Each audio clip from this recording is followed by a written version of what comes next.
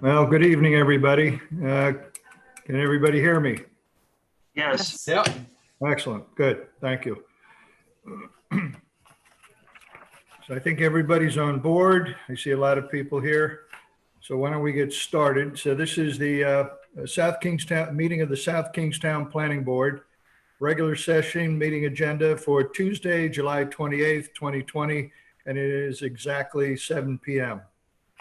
The agenda, and first we all will call to order and also do the roll call. And as customary, we'll give the roll call over to Pam.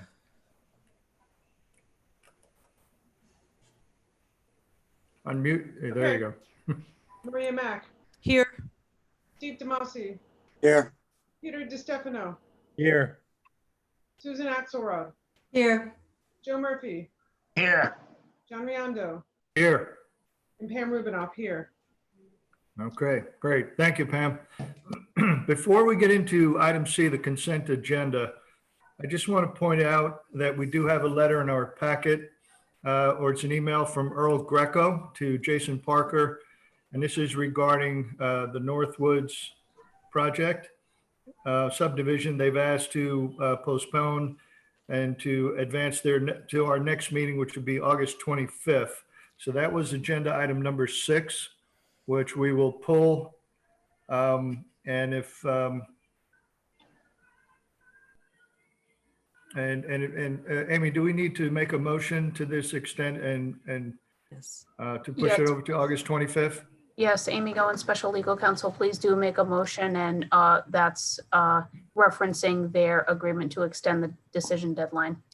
I'll Okay. be happy to make that motion to continue the public hearing on the Northwoods project relative to the communications dated Tuesday, July 21st from Earl Greco, to continue the meeting to our August 25th meeting, the public hearing. That also includes an extension agreed to by the applicant. Great. We have a motion. I'll second that. Joe Murphy. Okay, so we have a motion from Maria. We have a second from Joe Murphy. Do we have any comment, discussion? Hearing none. Pam, could you do roll call? Maria Mack, Here, I, too well trained. Steve Demasi, Yay. Peter Demasi, Peter DiStefano. Uh-oh. It's getting to everybody. Right. Susan Good. Axelrod, Aye. Joe Murphy, Aye. John Riondo, Aye. Pam Rubinoff, aye. Okay, so the motion is passed. This will be heard at the August 25th meeting. So let's go back to consent agenda item C and also item D, approval of minutes. And we also have items E, number 1, preliminary plan review minor subdivision, Piedmont subdivision, and also item number 2 under E, request for extension of combined master preliminary plan approval, major land development project, Hampton Place full build out. I'll make a I'll- motion I'll to make- approve the consent agenda item, which also includes H, report of the administrative officer. I'll Okay. second that. All right, so we have a motion from Maria and we have a second from Steve. Any discussion? Okay, hearing none. Pam? John Riondo, Aye. Joseph Murphy, Here. Aye. Susan Axelrod, Aye. Peter DiStefano. Peter DiStefano, Aye. There you go. Stephen Demasi, Aye. Maria Mack, Aye. Pam Rubinoff, aye. Okay, great. Motion passes. Thank you. Item number 3 is the request for release. And by the way, whoever's at this meeting, Mr. Haddad, I can see you. We just took care of Hampton Place for you, so you have your extension.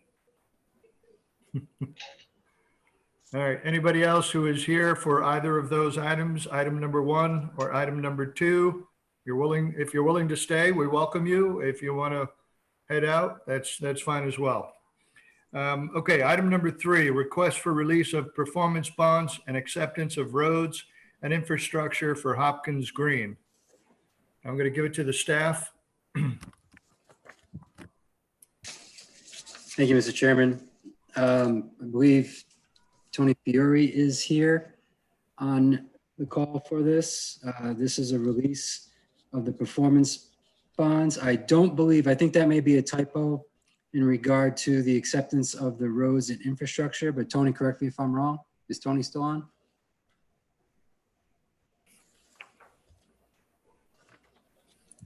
Let's see if I can get him to unmute. He's muted.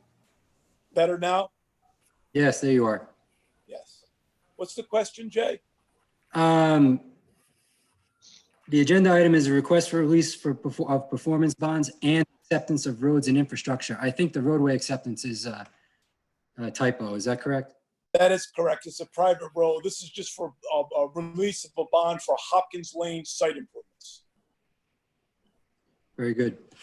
And Rich, Rich Burbany, the town engineer, if you could speak a little bit to the improvement. Well, I believe the release of bonds is related to Hopkins Road as well, which is a public road. But I could be wrong about that. But everything's in order, and we received our as-built. Everything's fine. The road looks good as well. Any questions to the staff?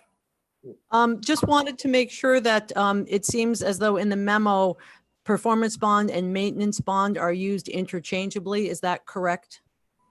I didn't catch that, but thank you for catching it. They are separate. So upon release of the performance bond, we would be looking to collect a maintenance bond. And I'm well aware of that. I'll be posting that. Okay, we do have a draft motion for consideration. I'll be happy to make that.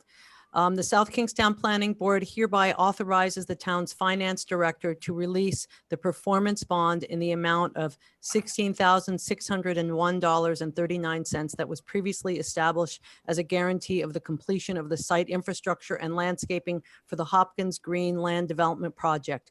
Prior to release of the bond, the applicant shall submit a maintenance bond totaling $21,670.20 for all improvements associated with the project, which reflects 5% of relevant items listed in the 2005 Hopkins Lane estimate totaling $19,446.65, the 2019 Hopkins Green off-site Hopkins Lane improvements estimate totaling $98,467.37, the 2019 bond amount for the pump station totaling $228,990, an on-site landscaping installation estimate of $68,500 as listed on the continuation sheet of the AIA document detailing projected unit construction costs.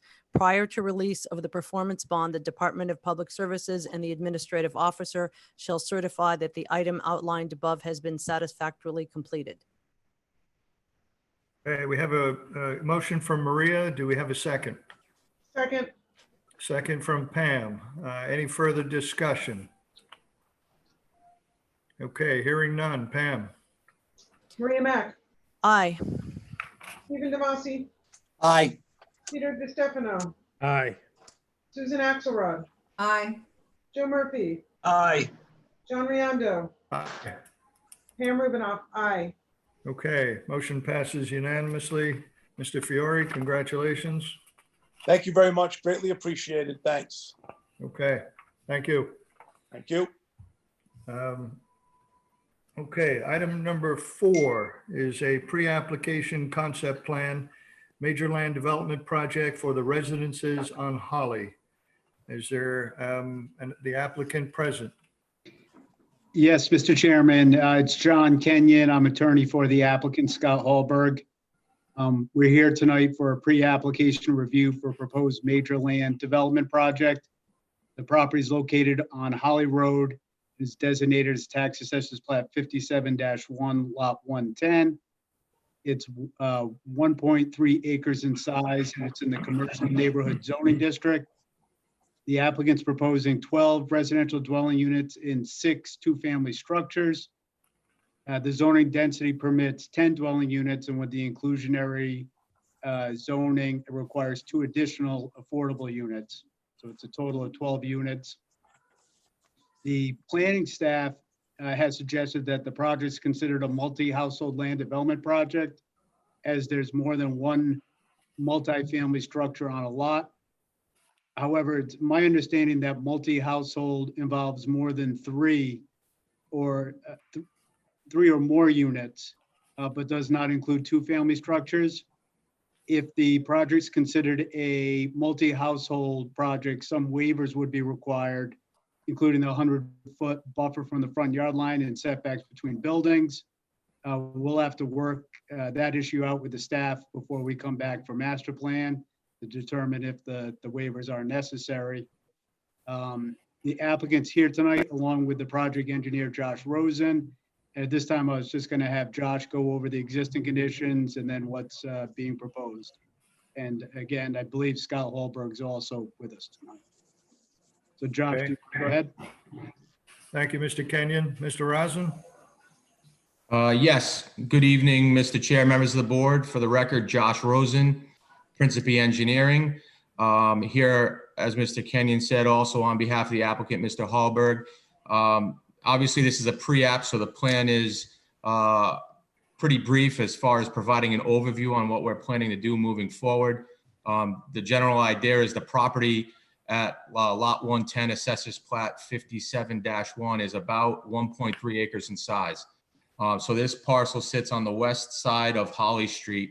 It's between Main Street and School Street, pretty close to the center of town in the Kingstown Dale Collier area, Kingstown Road Dale Collier area. We're proposing to take the property as Zone CN and develop it into the 12 residential units, 6 buildings that you see on the proposed conditions plan. This lot has been cleared in the past. It's very lightly vegetated at this point with some brush. There are no wetlands present on the site. It's all upland. It abuts the homes on Oak Street. And the topo is pretty gentle, sloping basically from the southeast corner to the northwest corner of the property. So the 12 units, the way they've been arranged, are to have 3 of the buildings front directly on Holly Street in a manner that their driveway access can be right off of the public street. We have shown on the southerly end of the lot the additional 3 buildings sort of in a courtyard scenario where there'd be one driveway curb cut that would service those 3 buildings, and they would share that common driveway. Each of the units, the way they're kind of laid out in this particular scenario, something that would be developed as we move forward, approximately 700, 800 square feet in size for each of the individual units, 1 or 2 bedrooms, and they'd have maybe a 1-car garage within the building envelope, and then the remainder of the parking would be handled next to and adjacent to the structures in the buildings in those scenarios, where we would consider that each unit would have its own trash receptacle at the unit. We have ample space for some pedestrian open space within the parcel. We have space for some bioretention areas and the like to accommodate some stormwater management. And then at the rear of the property, because of just the lot depth, we'd be proposing that a 20-foot partial landscape screen be provided between the westerly property line along the Oak Street properties. So we would use a 20-foot partial landscape screen to accommodate that buffering. Obviously, the property to the south is an office medical building, and the property to the north is the fire station owned by the town.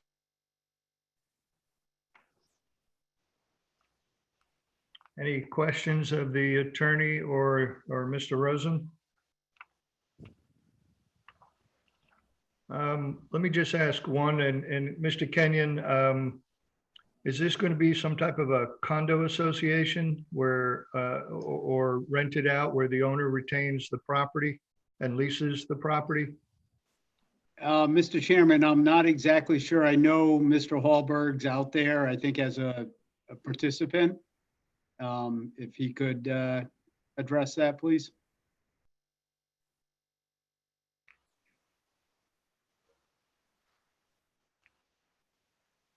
Hello? Hello. Oh, okay. Hi, Scott Hallberg. My intent was to create a condominium association and sell the units, not lease. Okay. All right. Thank you. And I envisioned, kind of an in-town walk to amenity, reasonably or moderately priced housing in town. Great. Thank you. Well, I did notice in the inclusionary units, the deed restriction, it will be a minimum of 99 years. So thank you for that. Mr. Chair, I don't know if I maybe lost connection. I also had just a point about the utilities. I wanted to just mention, I'm sure everyone's aware that public services are available within Holly Street. We have water, sewer, and gas service available there to service these units as well. Great. I have a Thank- question, since this is at the pre-application stage. This site, as Mr. Hallberg said, is uniquely situated in that it's within walking distance of many services. It's relatively flat.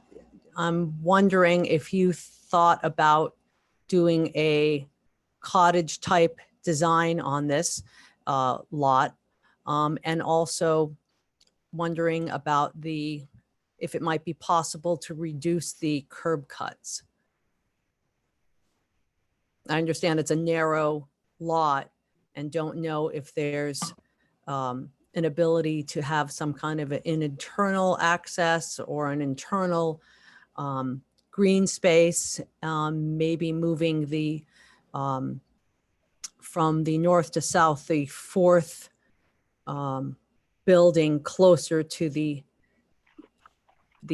two on the most southern area and create some space. Again, just thinking out loud, wondering if that's something that you folks had considered.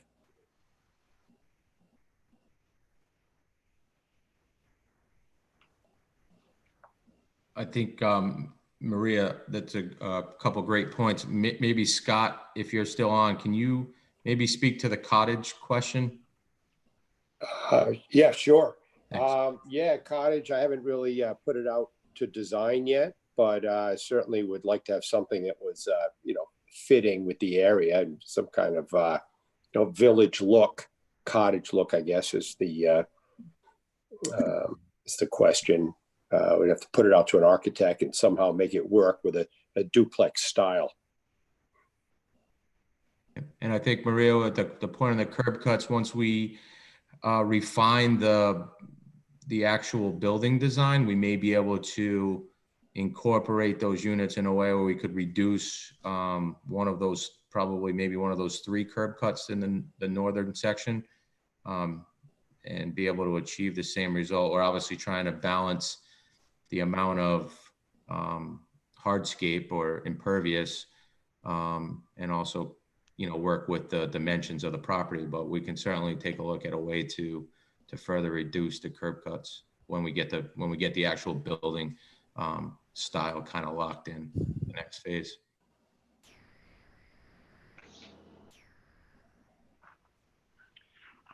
Josh, Yeah. Sam Rubinoff Go here. ahead, Pam. I was by there today and now I'm questioning, sidewalks?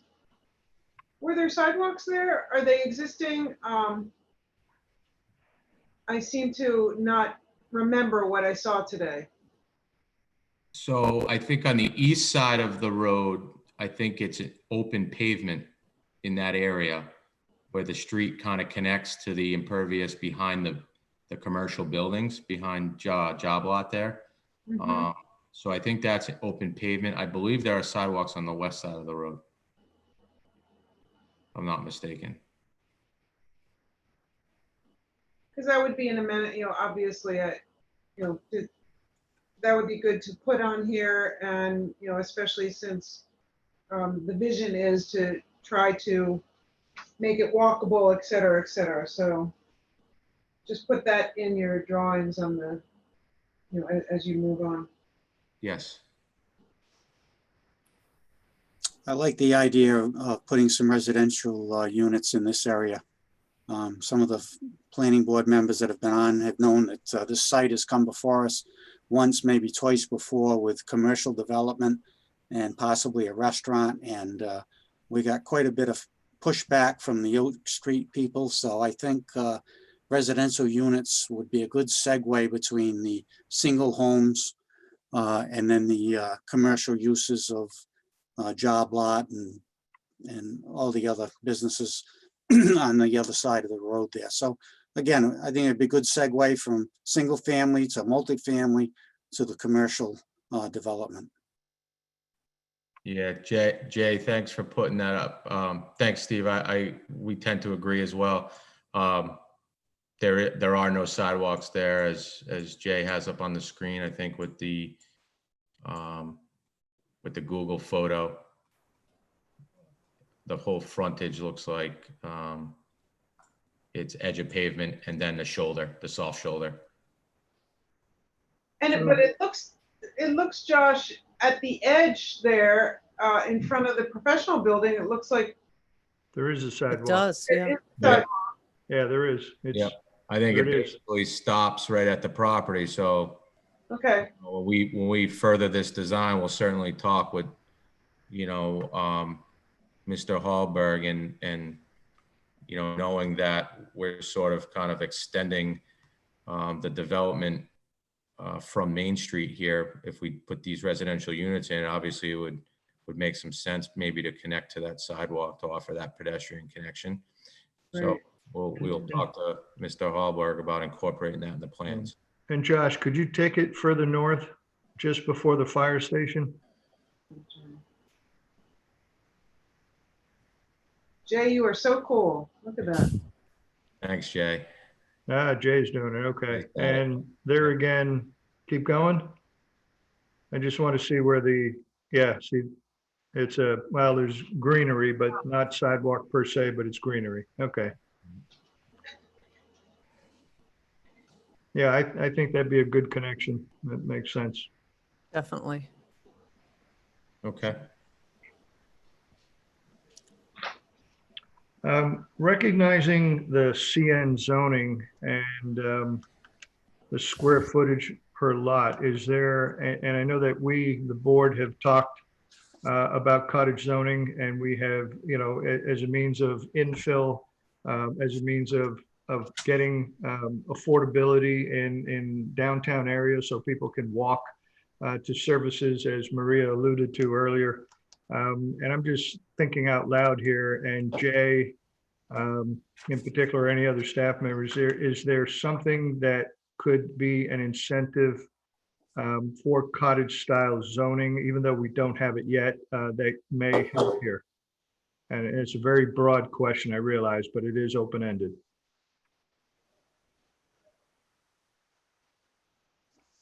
Certainly something that we can discuss. It really depends on how it fits in the ordinance that we operate, in the subdivision regs and development regs that we operate currently. But it's something that we can look at if Mr. Hallberg can incorporate a design such as that. Staff can certainly look and see what it would take to garner approval from the board in that sense. Yeah. And again, if there's an opportunity to increase the number of units, again, I agree with Steve. It's a good lot for residential development and its particular location. Hey, guys. Those zone CN. So again, it was an open question, but yeah, let's if you can share that, Jay, with the applicant, that'd be interesting to have that discussion. Certainly. Hey, Jay, I have a quick question about the sidewalks. We brought up the sidewalks. At what point does the town get involved in that? Like when would they ever split the cost with the developer, or when do they get involved in this? I mean, it shouldn't be their whole burden to build a sidewalk to the fire station. Correct. Certainly they wouldn't be necessarily responsible for the entirety of the street, just along the street frontage. As far as sharing the burden of that, I'm not sure if Rich is still on, if Rich can share some insight as to if we've done that in the past, or what the trigger mechanism for the town is to get involved at that level. Well, no, we haven't. We rely on the developers of these parcels to make those connectors along their frontage generally, or that's just what I've experienced so far. But the, we generally don't go in and put sidewalks in because there's drainage mitigation. There's all kinds of things that have to happen. And usually that happens on these parcels. I mean, often. I'm not going to say in every place, but that's just generally is. We just don't do it. We don't have the funding for it. We don't have the dollars for it. We have just enough to do our roads and the way we're doing it. So. I don't know if that satisfies. No, I mean, it's just a question. I mean, we always ask these people to spend a bunch of money for everybody in the community to use the sidewalk. I'm just curious on like, what's our end? You know, we get the community gets taxpayer dollars from these structures. So just curious if there's anything we do for that.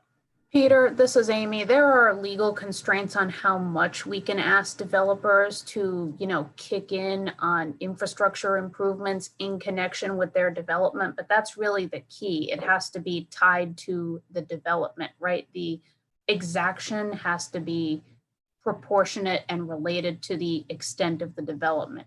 And of course, if the board approves a project with an exaction, such as, you must construct the sidewalk at your expense, and a developer wants to challenge it, they can certainly do that. Obviously we aim to avoid those type of disputes. I think in general, the times that we've asked for exactions or required them as conditions of approval, they have been related to the development. But that's the general rule, that a town, a land use board can require a developer to pony up on the cost of infrastructure improvements in connection with the development. Gotcha. Thank you.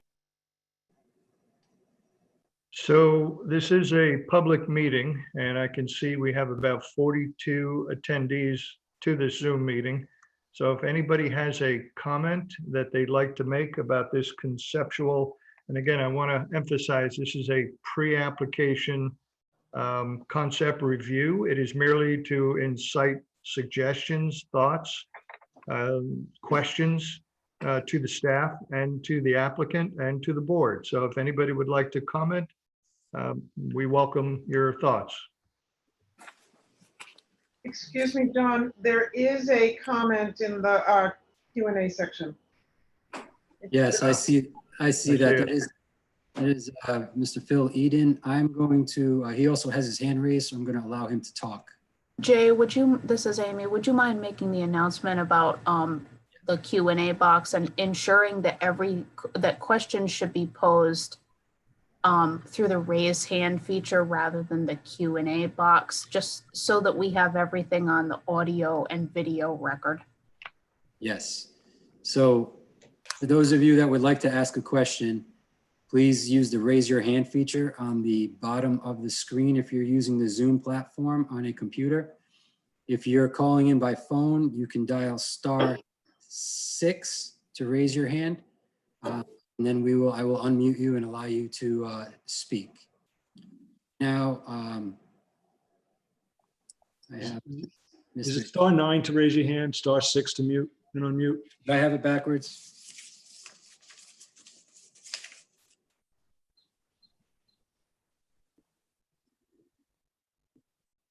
*6 to mute, *9 to raise your hand. My apologies.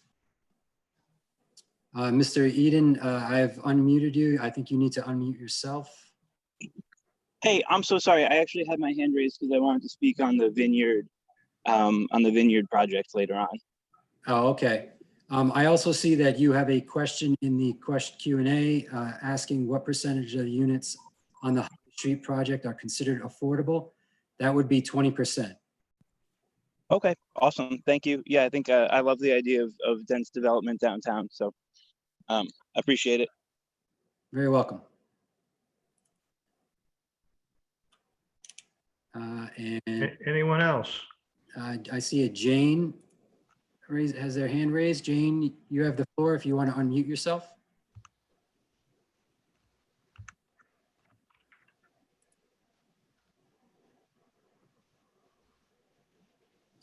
I see the hand lowered now. Perhaps that was her. So if anyone else has any questions, please raise your hand. Could I ask a question or share a thought? Yes. Sure, This- go ahead. This is Susan. Is there a way to reconfigure the driveways and the garages so that the view from Holly Street is more of a cottage-looking house as opposed to garage doors and parked cars? And is that a reasonable thing to inquire about? That's a very good suggestion. Would anyone of the applicant team care to address that? So it's John Kenyon, attorney for the applicant. We can certainly look into that. As Josh and Scott stated, we can look into the cottage zoning. I think you all remember Scott's actually proposing one off of Columbia. So we can take a look at this site and see if something like that will work here. If we do, that would be one of the ideas behind cottage zoning, would be to cut down on the curb cuts and also most likely realign the buildings so the driveways aren't facing the street. Thank you for the answer. I see that we have a hand raised, Mr. Christopher Hubbard. Mr. Hubbard. Good evening. Thank you, Jay. And I'm sorry, I came in a little late here. Are you taking questions just on this project right now or on Shepherd's Run as well? Yes, just on this project at the moment. Okay. I will wait my turn. Okay, very good. Whoops. Anybody else, Jay? I'm not seeing any hands raised. I do not see any others either. Okay, any other thoughts, suggestions from the board?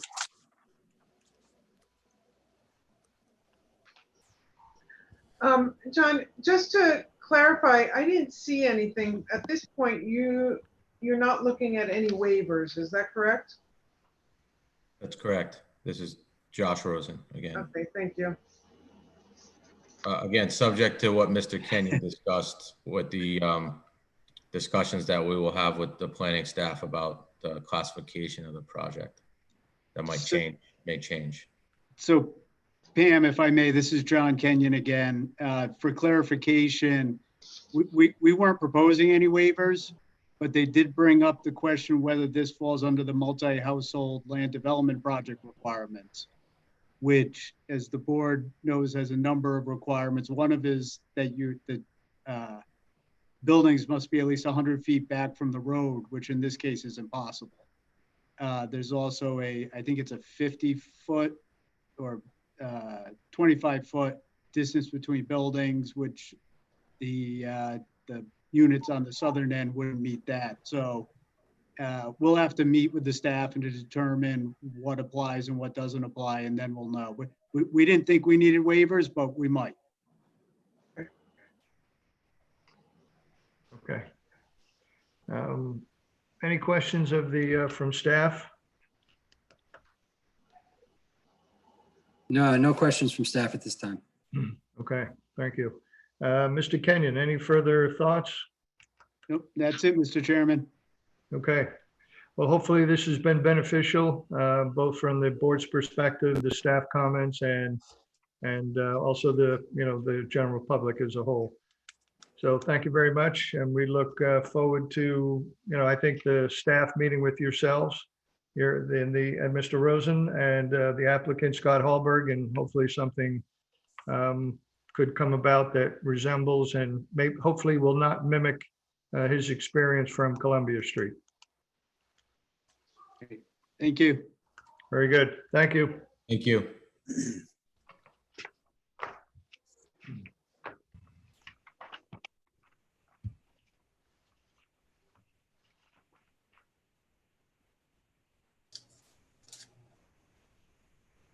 Okay, so the item number 5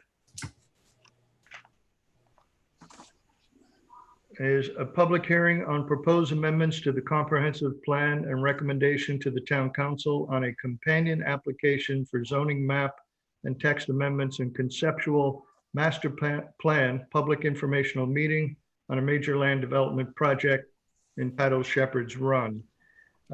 Before we get started with Shepherd's Run, I just want to comment on a couple of items. They're in the board packet.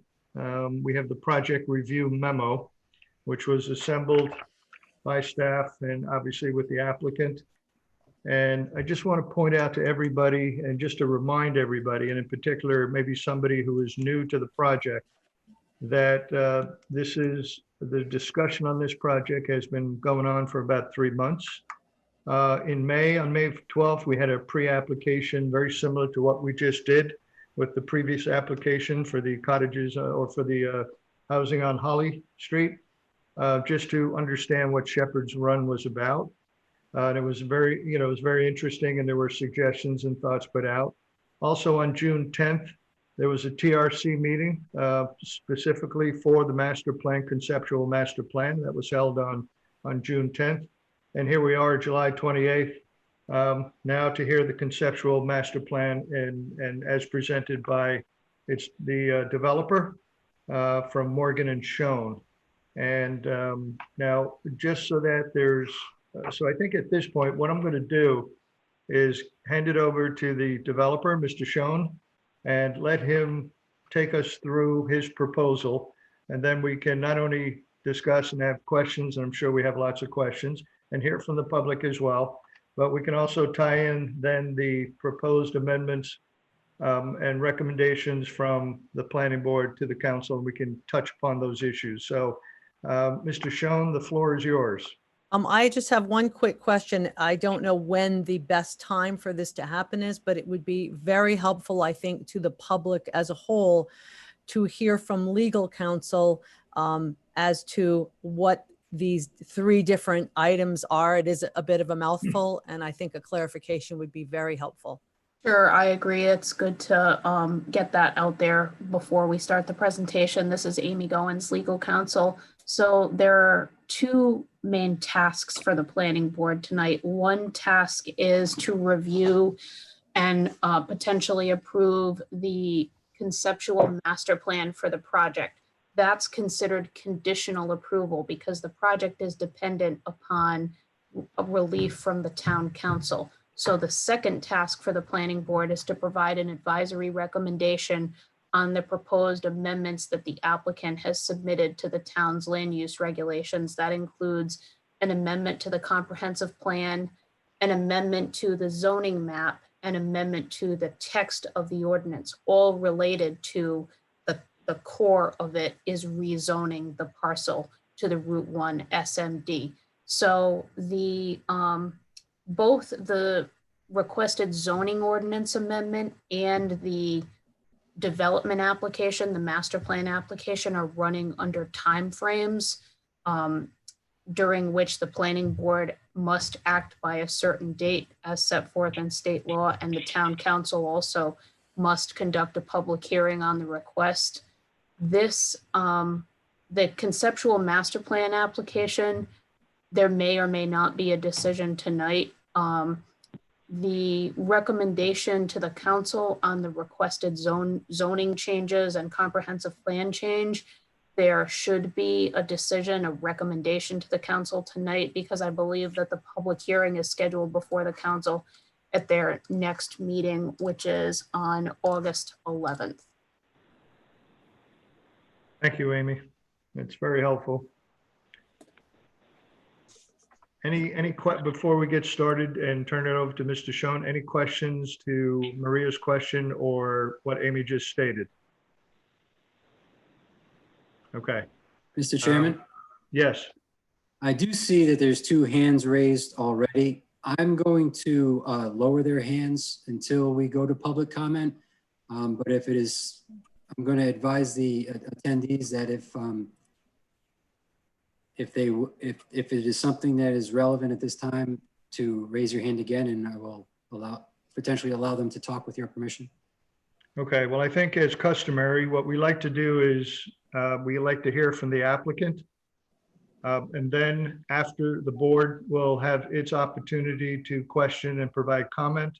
And then we open it up to the general public. So for everybody listening in on that, that's the standard process that we have engaged in for any review at any level of plan, whether it's conceptual, master, or preliminary, et cetera. So let's continue to maintain that decorum and that process. And I'm going to turn it over to Mr. Schoen. Thank you. And I'll probably have Mr. Callahan give a little intro as well, and probably relay off of some of what Ms. Goins spoke about from the legal side of things, and then I can probably speak through the project itself, if that works for everybody. Good evening, Mr. Mr. Callahan. Chair. Thank you. Good evening, Mr. Chair, members of the board. Hope you're all doing well and staying safe. Good to see you again. James Callahan, and Callahan, 3 Brown Street in Whitford. Again, I'm here tonight with Ryan Schoen of Morgan and Schoen. As you know, Ryan is the principal of what we think is a very unique and exciting proposal for 4780A Old Tower Hill Road, Plat 50-4, Lot 12. This is the property behind the Prout School on the eastern side of Route 1. The property, or the property to be developed or reused, is, as you can see from the map, hardly visible from Route 1. And as you probably know, the current site is basically abandoned and has been vacant for many years. I actually went to nursery school in this building maybe 40 years ago. Ryan and I took a walk through it a few months ago. I can tell you not much has changed since then. Ryan is proposing to reuse and rehabilitate the buildings on site to create a 33-room boutique hotel. He's also seeking to rehabilitate the historic gardens, create a vineyard, a winery, and a wedding destination, along with a restaurant, spa, and fitness center. When Ryan and I first met, we went over the current use and the zoning designation. To make this project a reality, we understood quickly that we would need a zoning designation change. And we also realized quickly that the special management district very well matched Ryan's vision. As Mr. Riendo said, we met with you for a pre-application conference in May, and using your input, we have subsequently applied for master plan, conceptual approval, and requested amendments to the zoning map, zoning text, and comprehensive plan. We understand that that change is sometimes a process and it takes a few steps, but we ask you to look at this project in terms of its current underutilization or current use or lack thereof, and its proposed use by Mr. Schoen. We think it's a vibrant and welcome change.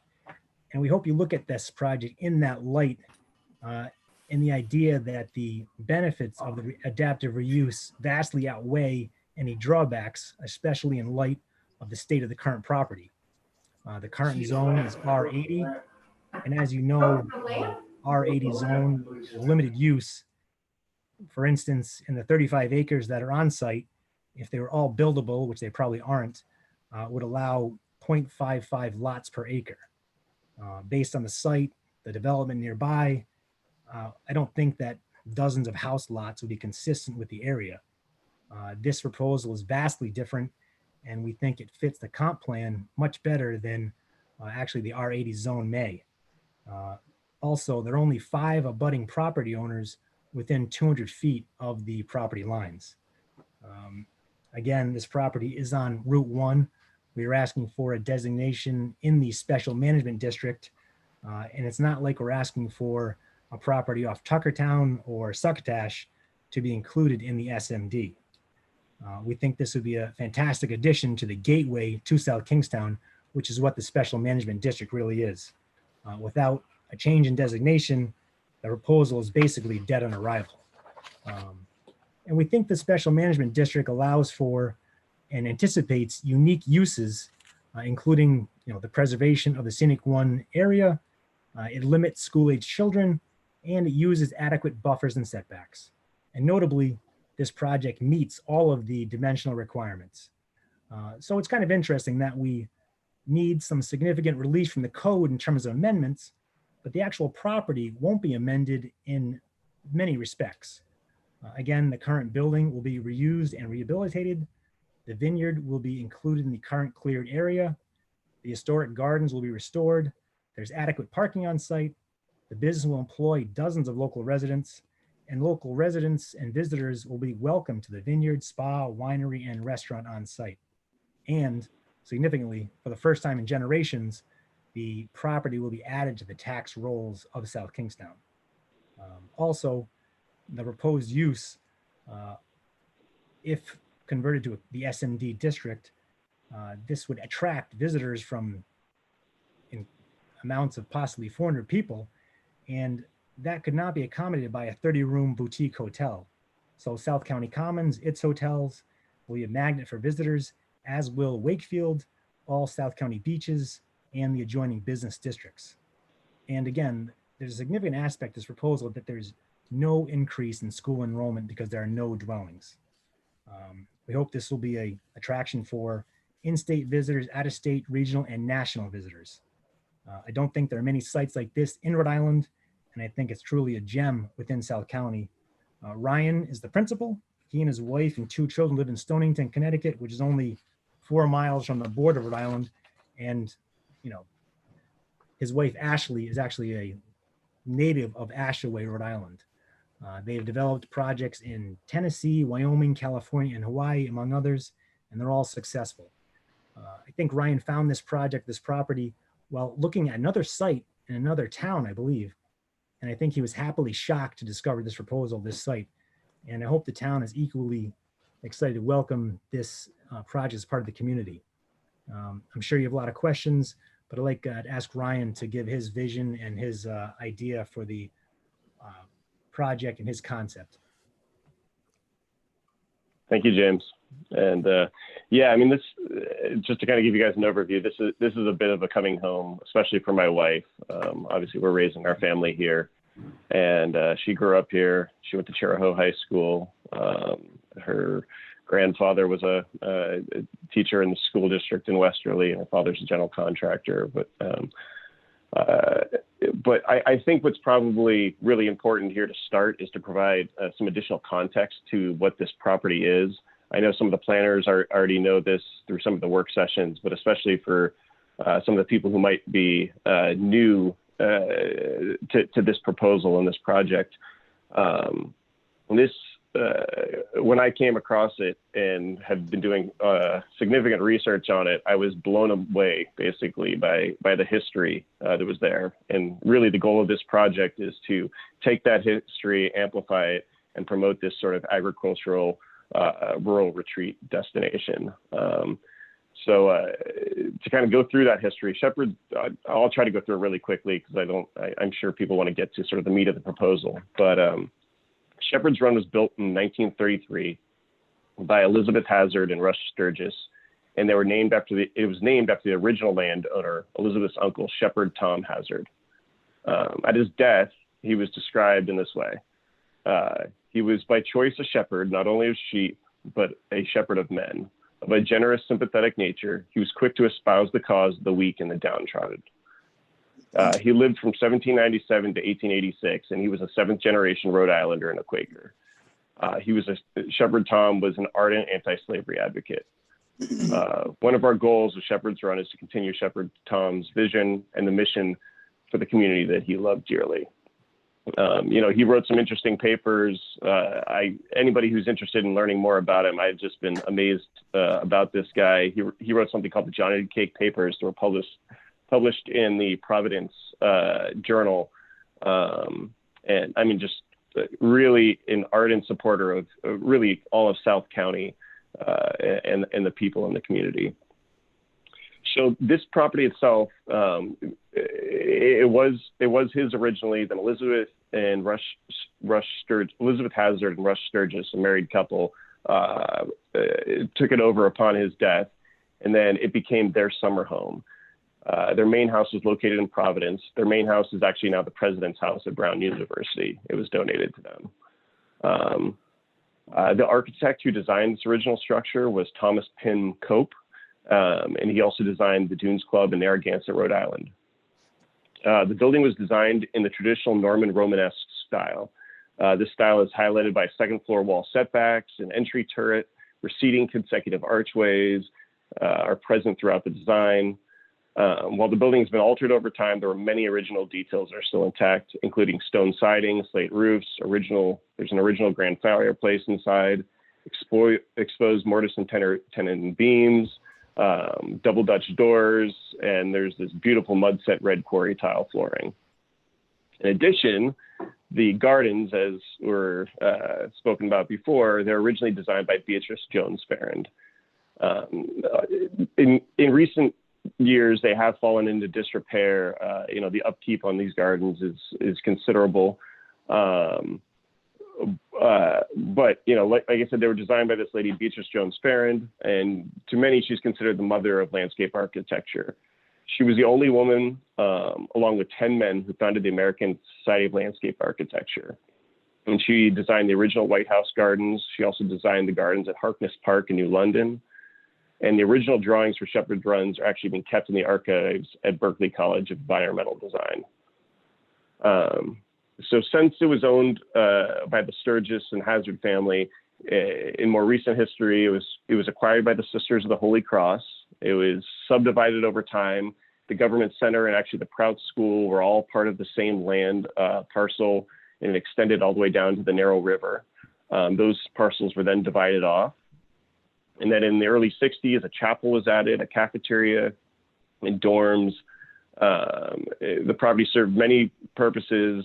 The last real use was a full-time girls' boarding school that ended in about 2006.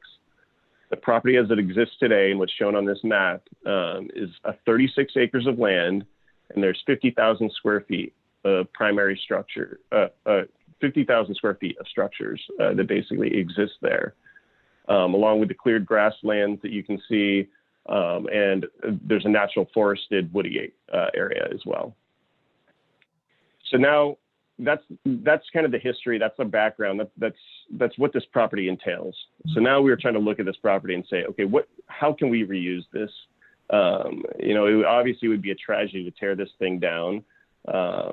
50,000 square feet. As it sits right now, it was a non-conforming use, obviously within the zone that it was in, and the town wants to move away, rightfully so, from non-conforming uses. So the thought is, instead of tearing a 50,000 square foot building down, how do we create a building, a project, whatever you want to call it, that embraces what South Kingstown is about and can also speak to the history of this site. So we did a bunch of history and kind of looked around and said, okay, what would really work here? So our proposal essentially takes in all the existing structures and demolishes none of it, aside from one walkway, which we can show at some point here, that connects two buildings.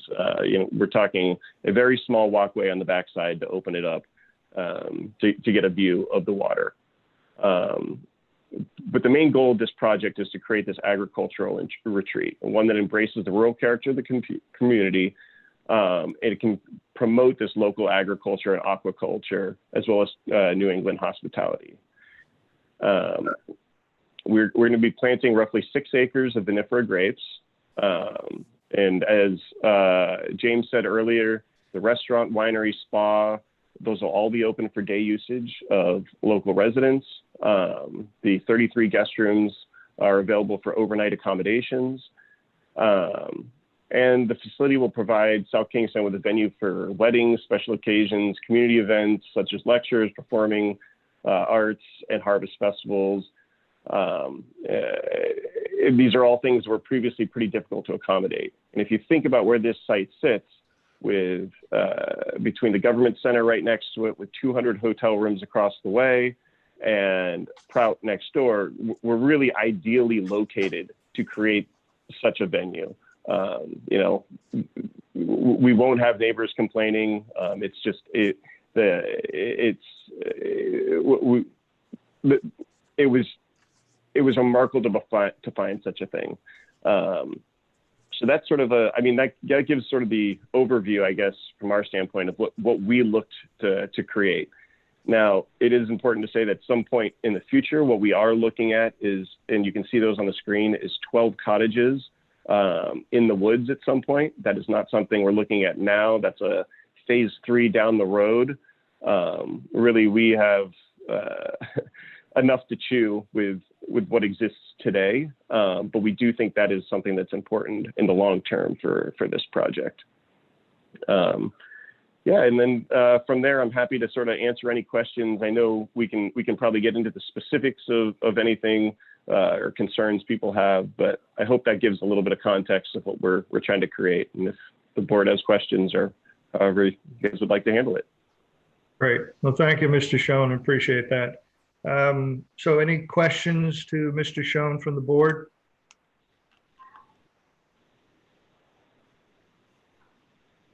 Okay. Well, I guess you did a really good job, Mr. Schoen, in summarizing. I don't know. Either that or I'm really worried. I do have a few questions that are related to the staff comments. Some of them are engineering questions, so I don't know if you want me to wait until we broach that particular aspect of the discussion. And there are a few other things, procedural and so on, that I'd want to be able to discuss this evening. Okay. Why don't we hold back on that, Maria, for now? I think what I'd like to do, and again, the entire board has seen this a couple of times now.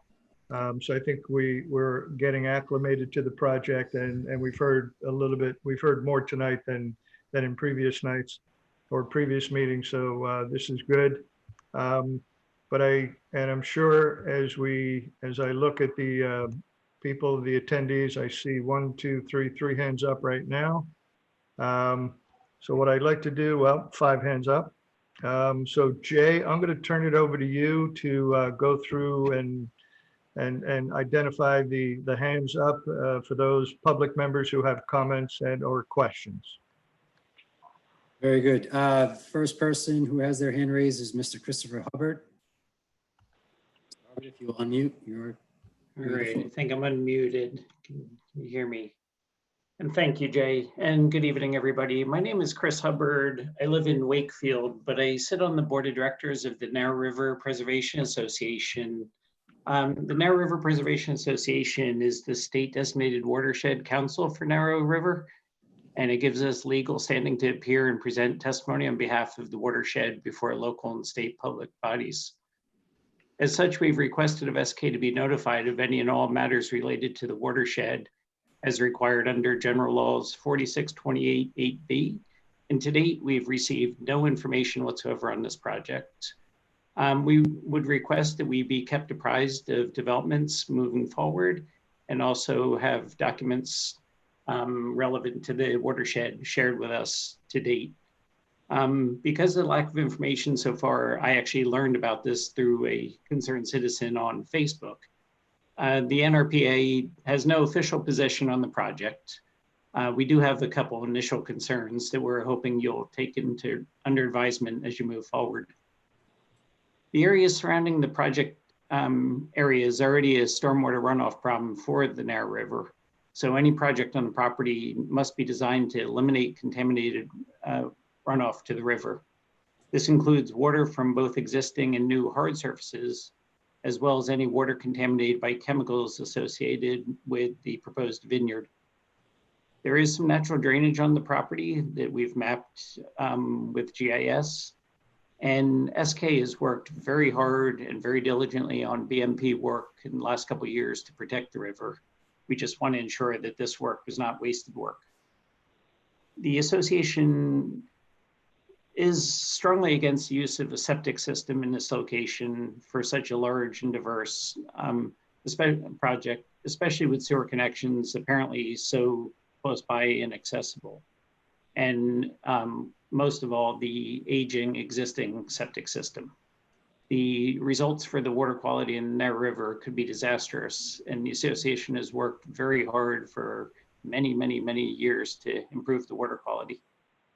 And lastly, it's our understanding that the property falls in the special area management plan under CRMC. And just want to make sure that that has been taken into consideration and that all requirements around septic systems and stormwater management are watched very carefully. The association looks forward to receiving additional information on the project, and thank you for your time. Thank you, Mr. Hubbard. And before we continue, I just want to, and Amy, am I correct in stating, and I realize that I'm familiar with the NRPA, but it is, you know, we provide, the town provides its information on its website. And as you know, the staff is very accommodating and accessible, even in COVID-19.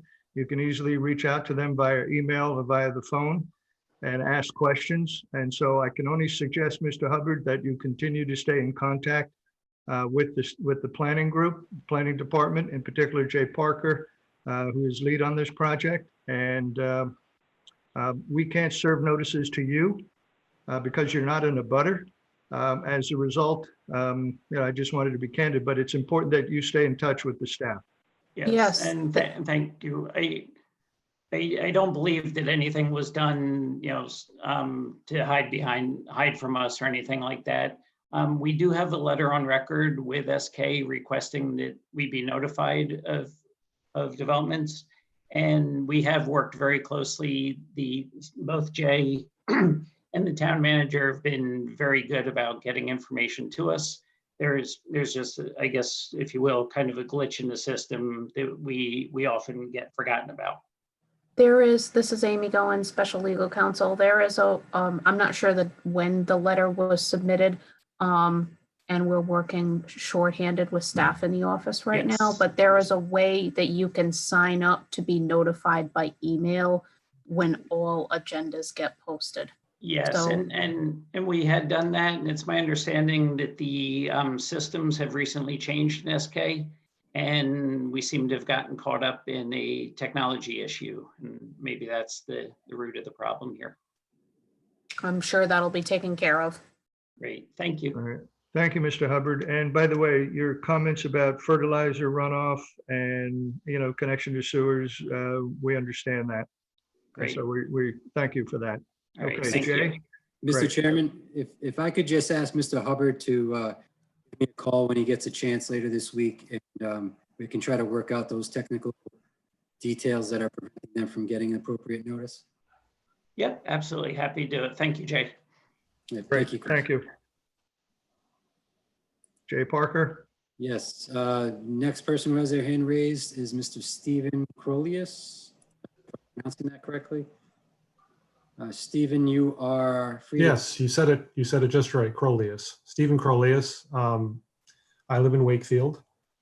So I took a look at the project review memo, and I see at the bottom of page 2, the project review memo, that with the applicant's proposal to change the zoning to special management district. So that the zoning map change, I'm quoting, the zoning map change would allow for the proposed uses, parenthesis, as well as other use allowances not currently proposed, close parenthesis. So my concern here is, on the one hand, we have this, to my mind, very nice proposal. I like very much what Mr. Schoen had to say, but my concern here is what happens if things go poorly and this concept fails, this business fails, or for any other reason the property changes hands and now it's zoned special management district. Special management district, as everyone knows, is responsible, was the basis on which South County Commons was built. I guess we all probably have our different opinions about South County Commons, my opinion is that it's a pretty strong net negative to South Kingstown. It's a sea of asphalt that would look actually quite in place up at Bald Hill Road in Warwick. It's an embarrassment that it's the part of the gateway to South County. So my concern is that we do the town changes the zoning as requested to special management district. Something bad happens to Mr. Schoen or his development.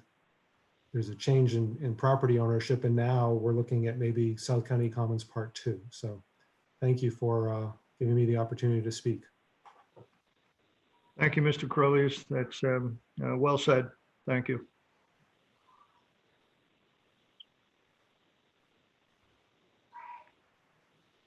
Jay? Next person that we have with their hand raised is Mr. Richard Yunkin. Mr. Yunkin? Hello, I hope you can hear me. Yes. You can hear me all right? I too second Mr. Crowley's comments. The project that Mr. Schoen has presented is very appealing. And I, for one, am a big advocate of historic preservation and saving buildings like Shepherd's Run and reusing them in a creative way. And I think this is a project that certainly fits that model. And I'm very excited about it, actually, from that point of view. But I'm also concerned that the open-ended nature of the special management district, on the one hand, allows you to do the design review and very careful analysis of what this project will bring. And it can be fine-tuned through that system or that zoning. But on the other hand, if it's too open-ended, it allows for a future use that we may not want to have, or it may be unproductive to the historic nature of the property. This would be perhaps down the road a bit. So I'm just wondering if there's a way to narrow down what's allowed in the special management district to tailor it to this specific project through conditions and allow both things to happen. The ability of the town to use a special management district to tailor this project so it fits in, meets Mr. Schoen's, his needs and requirements, but also meets the town's, but also sort of begins to say that those future uses that are open-ended are not really available for this property, that we're really just talking about Mr. Schoen's vision and not somebody else's vision into the future. And I think if you were able to do that, if and when something happens, and I'm hoping never, that would never happen, that this is a successful project and venue, but just hedging our bets, if anything happens, then a future applicant will come back and describe another project, and you'll be able to go through another process similar to this and change the zoning or fine tune the zoning at that point. So that's really my big thought at the moment, that could you look at this and tailor it and use a special management district, but tailor the approval to meet this project as it's being proposed?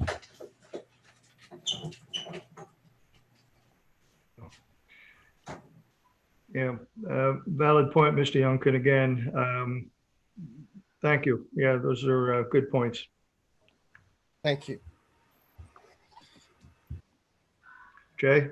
Yes, next person with their hand raised is Stephanie DiOrio.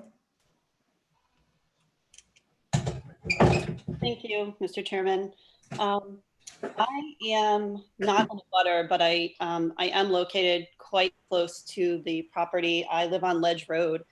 And while I echo the sentiments of the two previous speakers that it is an absolutely beautiful concept, I'm concerned the lack of acknowledgement, or maybe it's just a lack of knowledge, that there are residential areas within close proximity just north of this site. We have the traffic from the South County Commons, we have the traffic from summer visitors, which coupled with adding a winery, adding alcohol consumption, adding events that, you know, weddings, fireworks, it just greatly concerns me that there doesn't seem to have been a recognition that this is in someone's backyard. There are several residential areas, and I'm concerned. We have a lot of accidents at South County Commons Light. We have a lot of accidents at the All Outdoors lights, and I'm just concerned about what the increase in traffic coupled with the winery would befall on us that have to live here. Okay, thank you, Mrs. DiOrio. Next person with their hand raised is Mr. Phil Eden. Mr. Eden, if you can unmute yourself. Yeah, can you hear me? Yes. Thanks. Yeah, I appreciate a lot of what the folks said about the project. I love the idea of preserving the old building. A couple concerns I had, they mentioned the agricultural and aquacultural uses, but currently you can't even eat the shellfish in Narrow River because of pollution or, you know, because of runoff. And I think having this project on septic would make that problem significantly worse. I know that the Prout School is on sewer, so I'm hopeful that that we could get this project on sewer to avoid that problem. And then in terms of agriculture, you know, I was looking at the plan design, which is beautiful, but it didn't really seem like the infrastructure of actual farming was anywhere on the project. And I just want to make sure that, you know, if we're growing grapes here, that it's done in a sustainable way and there's not a ton of pesticides and insecticides and fertilizer that's also running off and running into the river and hampering efforts to again make the Narrow River watershed an area where we can, you know, eat the shellfish and use the area recreationally without contamination. So those are some of my concerns, and I'd be interested in especially the possibility of getting the project on the sewer. Okay, Mr. Eden, can you give me your residence, please, for the I'm for sorry. the record? Yep, yeah, I live in Wakefield. Okay, thank you. Next person with their hand raised is Mr. Richard Grant. And again, just to remind people, could you just restate your name and your address? That'd be helpful. Okay, I'm attempting to bring him in as a panelist to speak. Mr. Grant, are you there?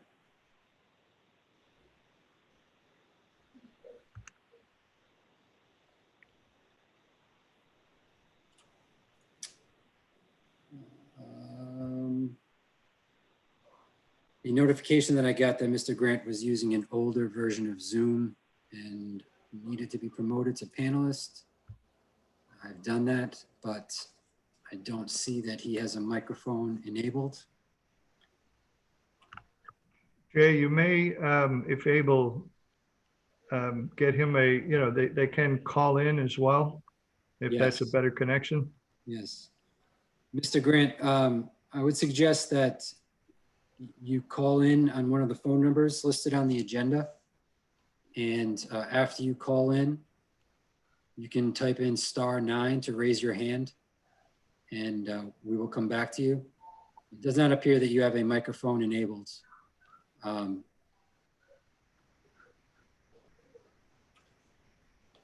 for now, Mr. Chairman, would you like to just move on to Ms.? Yes, yeah, let's. Next member is David Estes. David, you're muted. Can you hear me? Yes.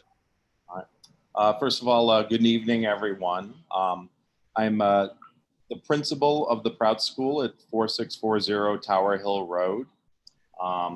And I appreciate the opportunity to speak in front of the planning board. I first would like to say that, as most residents know, the Prout Schools had a long history with that property, as it was the home of the Sisters of Cross and Passion and the first site of the College of Mount St. Joseph's. So the Prout School holds that particular piece of property near and dear to its history. I will say personally near and dear to our heart. And on behalf of the advisory board of the Prout School, which met to review this plan last week, I, along with the advisory board, wholeheartedly support this venture. And we did want to make sure that was for the record. We do believe that the Morgan and Schoen company, and in the presentation Ryan did with myself and the superintendent of the Diocese of Providence, we know that his heart is in this project. We believe that keeping the structures as they are is something we were always concerned about with any other person going into that property, and that commitment is very strong. And also all that he's seeking to do to tie into the natural history of South Kingstown, I think is going to be a great boon to his business and our community. And I believe that while as the nearest neighbor and the one probably that we'll be working the most with, that the Schoen and Morgan company will be good faith partners with us as they grow and as the Prout School continues on. Great. Thank you, Mr. Estes. Next member with their hand raised is Miss Susan Marcus.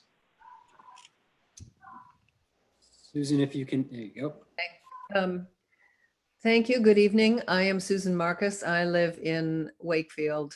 I was born and raised on Beatrix Ferran properties, so I'm very excited to think that that some of her landscape ideas can be resuscitated in yet another community in which I live. So thank you very much. But I really want to talk about a concern I have, which is around, which has been mentioned by both Rich Youngkin and Mr. Crolius, and that is the conversion of this property from R80 to the special management district. I'd like to just preface this by saying that I take a small offense at the way in which it's cavalierly said that it can be easily, that the comp plan can be easily changed to reflect what's going on here. I've worked on the comp plan for the 10 years that I've lived here full time, and nothing is easy with a comp plan. But I'm also concerned that the way in which the language would change would make it not reflective of what Mr. Sean said about the property.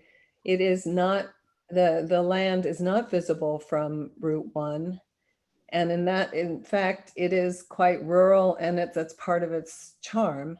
So I think the idea that you could say it's the same as the South County Commons is just is just a fiction. So I don't like the idea of this change to the, I think you need to work harder on the language change for the comp plan.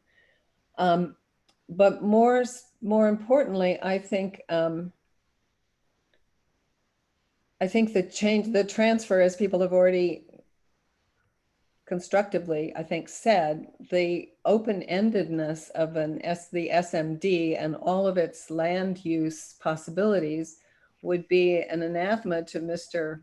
Schoen if those actually happened in his neighborhood. But assuming they wouldn't happen until his project failed, and I do think we have to consider that that is a possibility, or that it's a great success even, and he wants to expand what he wants to do. I just feel we should limit the SMD language so that it does not give the full set of land use possibilities that are in the SMD. And I'd like to point out that James Callahan mentions in the almost final paragraph of his letter about the zoning changes, he says, I quote, "We acknowledge that the town may desire certain conditions or stipulations that will ensure that the property remains transient lodging. We are willing to consider any condition that will accomplish our mutual goals. So I'm hopeful, I'm very optimistic because I think this project would be wonderful.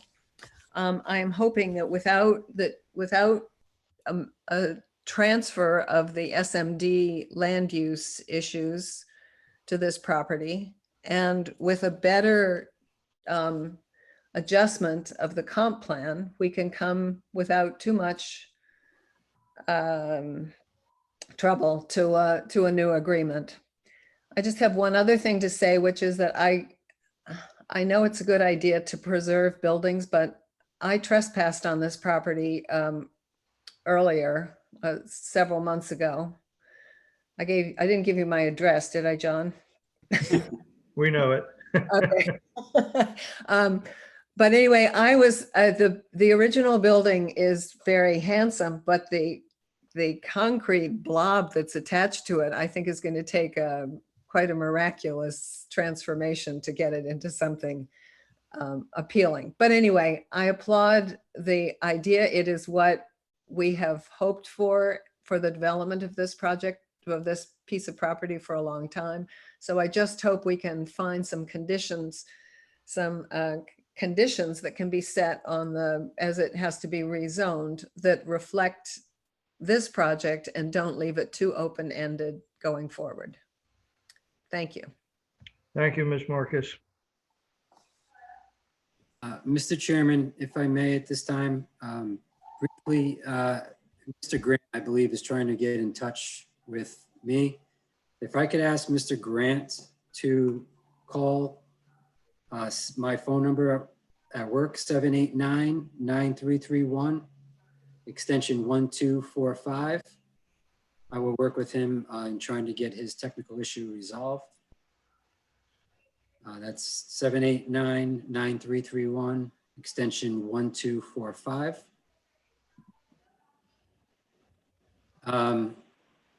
Next member with their hand raised is Ms. Karen Votava.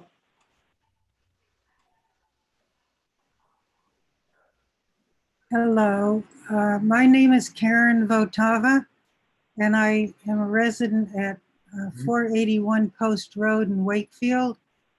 I am also a member of the Route 1 Scenic Highway Stewardship Development Committee, which is developing the stewardship plan that will guide the designated portions of Route 1 within South Kingstown once it is put in place. The route has already been designated, so we're anxious to get this completed. I have a number of concerns. The first one pertains to Route 1, and I am not speaking on behalf of the committee because we have not had a chance to meet as a group and discuss the project. But my concern has to do with the access into the site. And it's unclear whether this access is planned to be the access road, which is on the south side of the site, or whether it's to go through the high school property. I assume it's the southern side of the site, which is, yes, okay. Now, the problem is that there is no traffic light exactly at that location. There is a traffic light at the government center, which is just to the south. And at the present, I think a lot of people do drive in because the road into the site is not in the best of condition at the moment. And so a lot of people drive into the site by going into the government center, and there's a way to then make a left turn and get into the easement that takes you into the site. And I wonder if that something along those lines might not be the best way of getting into the site on a permanent basis, because that would allow you to take advantage of the traffic light that is at the government center. And I don't know whether that is what is envisioned or not. I don't know if we can have an answer to that now, but Mr. Callahan, do you wish to comment? We have an easement along the southern property line where Mr. Parker had the red dot. Mr. Schoen has proposed to improve that driveway remarkably or significantly. And also we've had discussions, I believe Mr. Schoen has, to coordinate with the state to allow for access through their parking lot on the weekends to utilize the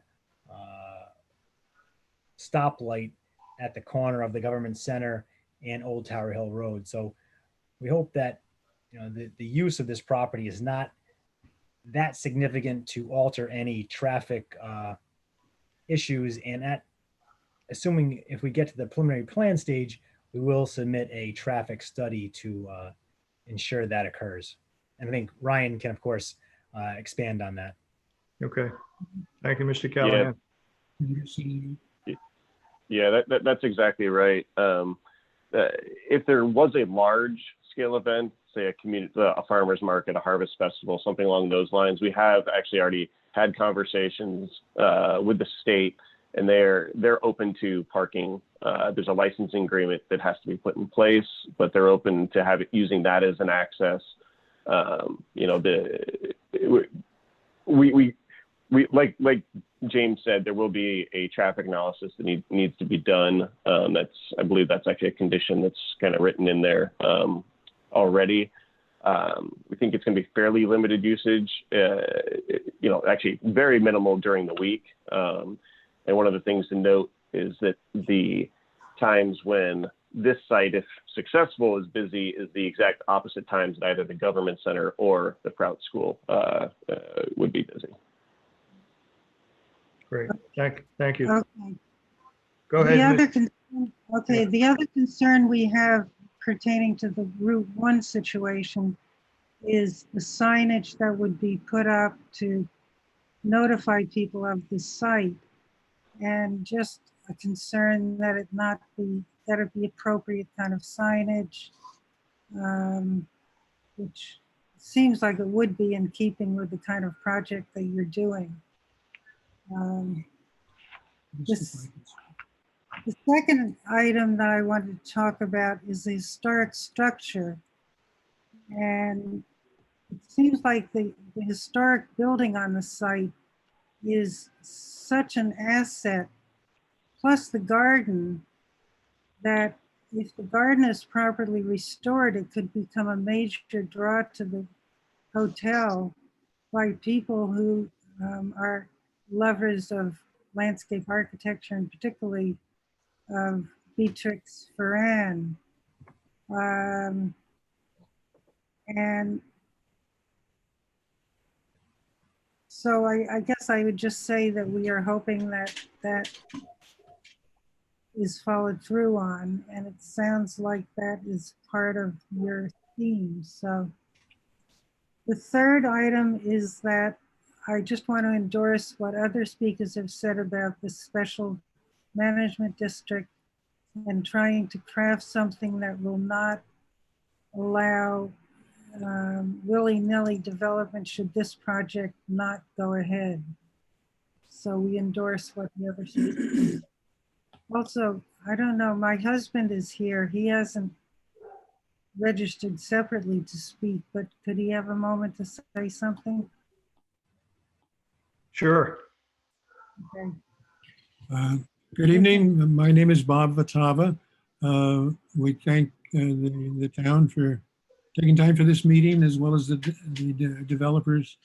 A very interesting proposal. First, the scenic roadway. It was mentioned that it takes a long time to change the comp plan. Well, it was a long time to get the scenic highway designation. So we're going to be very, very, very watchful that what exists today is not interrupted into a South County Commons. Secondly, there was a recent article in the New York Times about wine.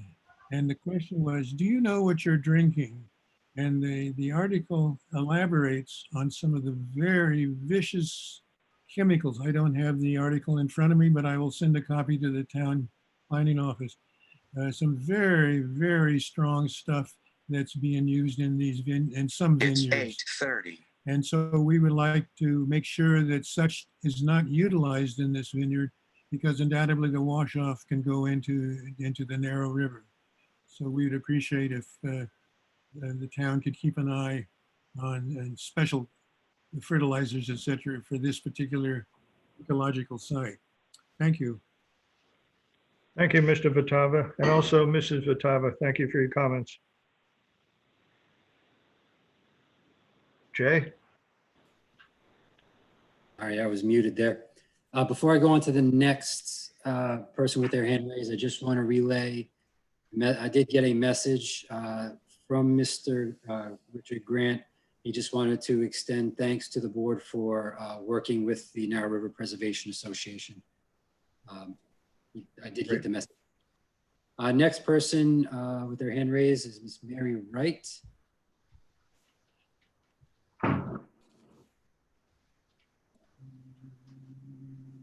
Mary, you are currently muted, I believe.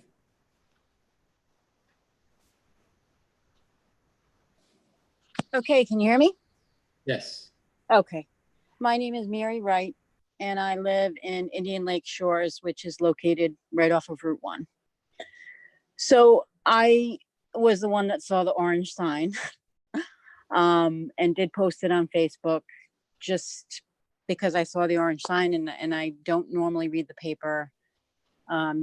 So I am interested in this for several reasons. The first reason is the traffic on Route 1 is it's a heavy, steady traffic. I've lived here for 22 years. I am concerned about the traffic. If I understood correctly, the traffic study isn't done until after. If somebody could tell me if I'm right or wrong on that. What happens is in the preliminary plan, that's when the traffic study would occur. Okay, so This is the first step, the conceptual master plan process. Okay, thank you for that. My second concern is the Narrow River. And it does state right in the proposal that it's within lands of critical concern. So it does concern me that a vineyard and a hotel and maybe bungalows down the road, how this is going to affect Narrow River. I know there's the preservation and they've been doing a great job with that. My concern would be that would be undone. And I just had another question about any kind of economic study. Was there any kind of economic study done on what benefits exactly the town would reap? Well, there was no study by the town, but I can tell you the property has been tax-free for many, many years. And assuming for a second, this is just an assumption, that this project were to go forward, then you're seeing a new taxed property come onto the tax rolls, and to what amount we just don't know at this time. Okay, I do like the sound of this. It sounds like it's lovely. I'm concerned about the Route 1 scenic roadway part of this. It sounds great. My concern is this will be rushed or pushed. And I think these are all really important things. I think the traffic, the Narrow River, and the economic benefit is really important to this, to me as a resident. Understood. Okay. Any further comment? Thank you for your time. Great. Thank you, Mrs. Wright. Appreciate it. Jay? Next person with their hand raised, Mr. Murdoch, you are muted.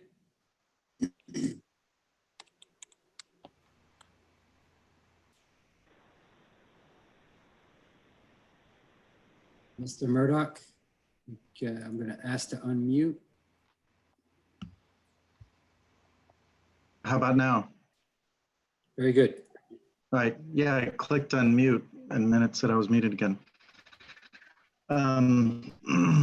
James Murdoch of South Kingstown.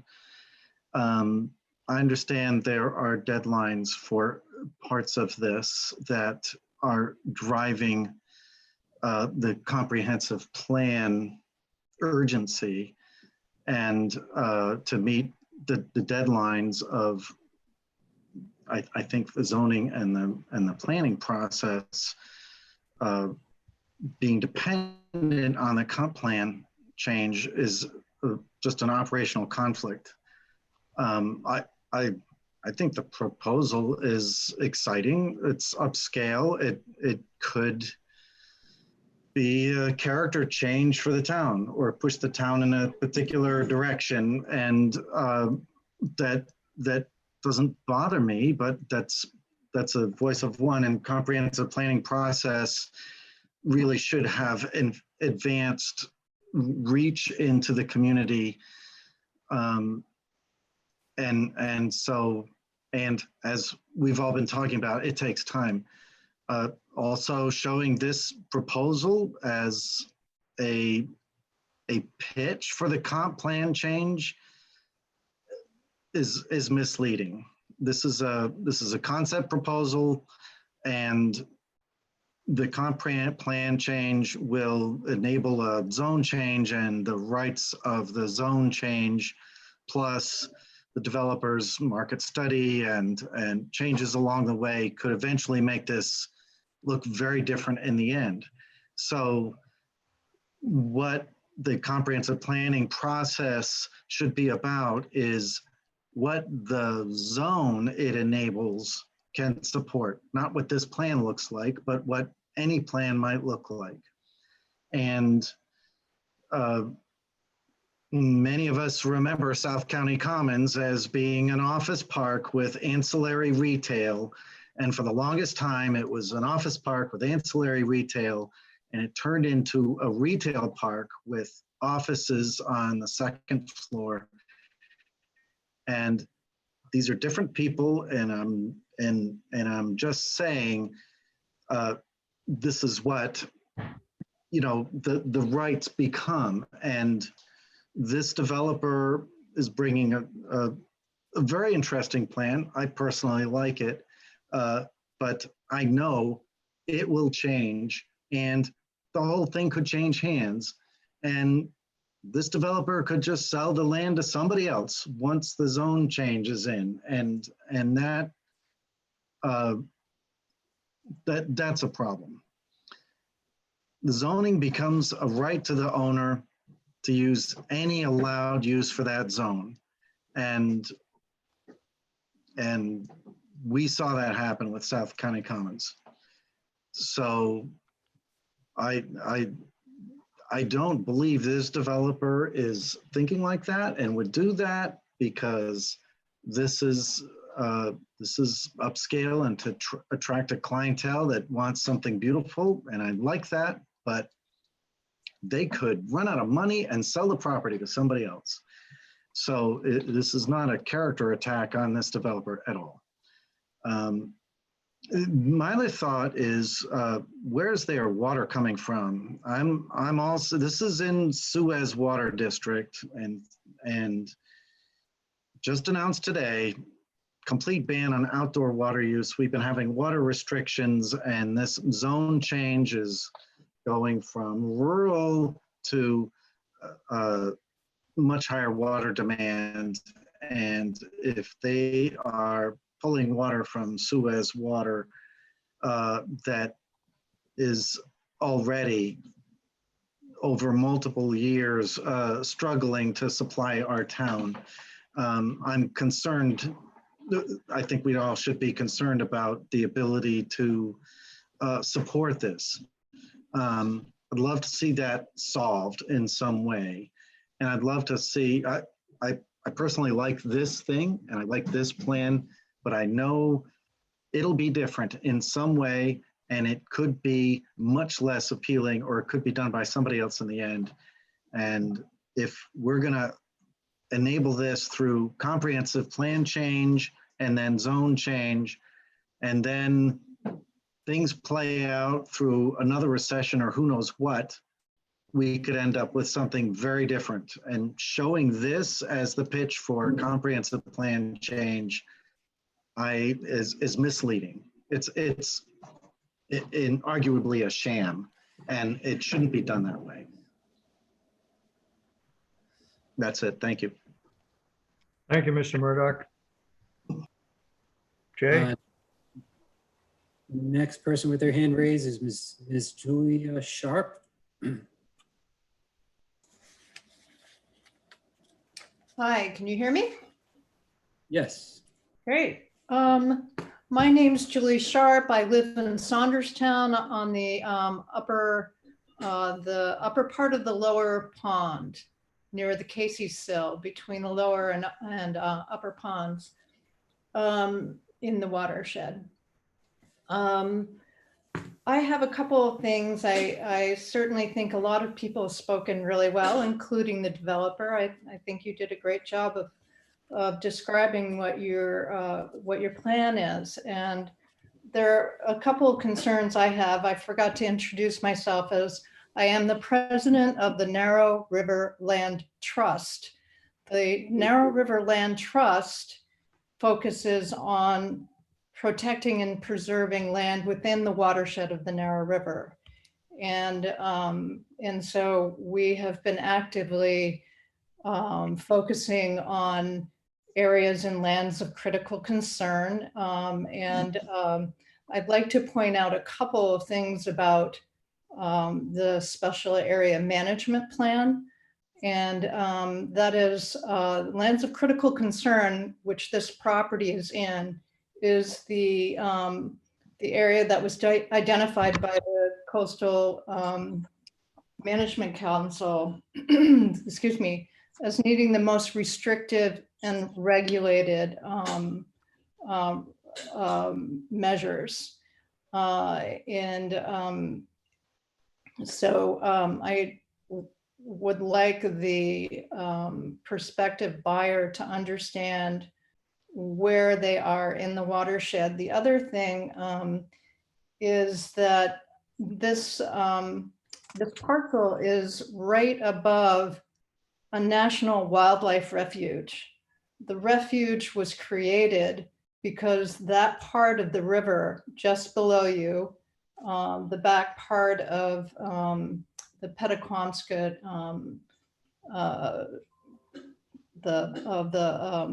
salt marsh down at the southern end of the river, is one of the most important migrating waterfowl layover areas on the eastern seaboard. And in fact, the wildlife refuge is under international agreements for the protection of black ducks in particular. And so one of my main concerns is the use of the property as a wedding venue. One of the earlier speakers pointed out that the area that it surrounds this property is primarily residential, except for the school and government center, but really there is virtually no other commercial businesses within the watershed. The entire watershed is residential, with the exception of Middlebridge and Narragansett with the kayak business, but it's residential up and down the river. And I can tell you, being in the upper river, I can hear bands at 12 o'clock at night coming from Narragansett. And I worry about the wedding feature of this property. I like everything, but 400 people with bands, the traffic, especially you're coinciding with weekend traffic on Route 1, which in the summertime is just something that everybody tries to avoid. I mean, the traffic has made life miserable on Middlebridge Road. I mean, it spills out all over the place as people try to avoid Route 1. So I can't imagine people coming and going for a 400-person wedding and bands, and that just is not a pretty picture to me. Another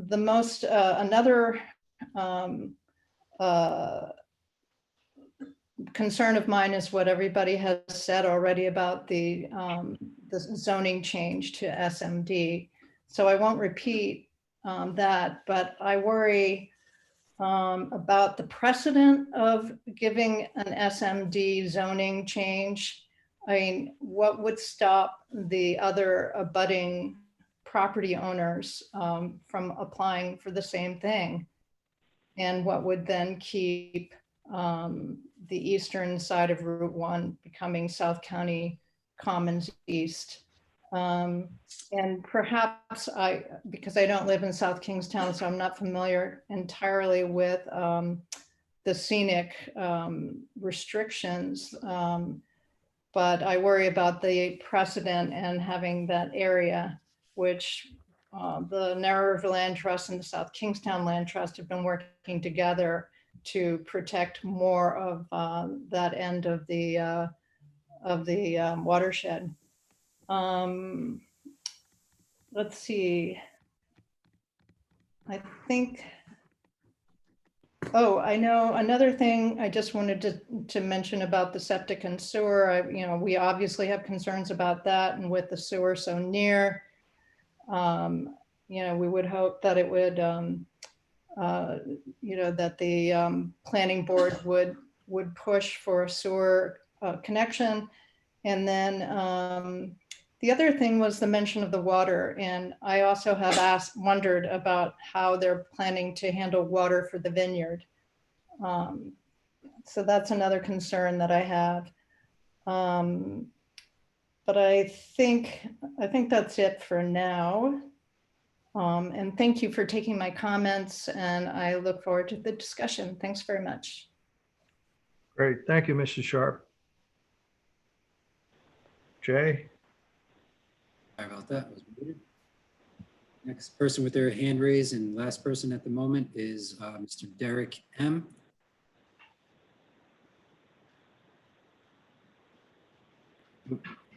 Can you hear me? It says I'm muted by the host. Yes, sorry, that was my mistake. Sure. Yes, no worries. Thank you for unmuting me. Sure. So I'm Derek Miller, formerly of Saunderstown, at the north end of South Kingston, currently residing on the east side of Providence. I'm a board member of the Narrow River Land Trust. Although I don't speak for them today, I speak for myself and my own thoughts on the proposal. I do believe the proposal presents some positive aspects, but also some very significant concerns for me personally and my understanding of the landscape in that area. I second the comments of Steve Crolius, Chris Hubbard with NRPA, and also of Julie. I'd like to speak a little bit about the terrain and sort of siting and where this parcel is located. As Julie mentioned, it's in the Narrow River watershed, an area with no commercial development or virtually none.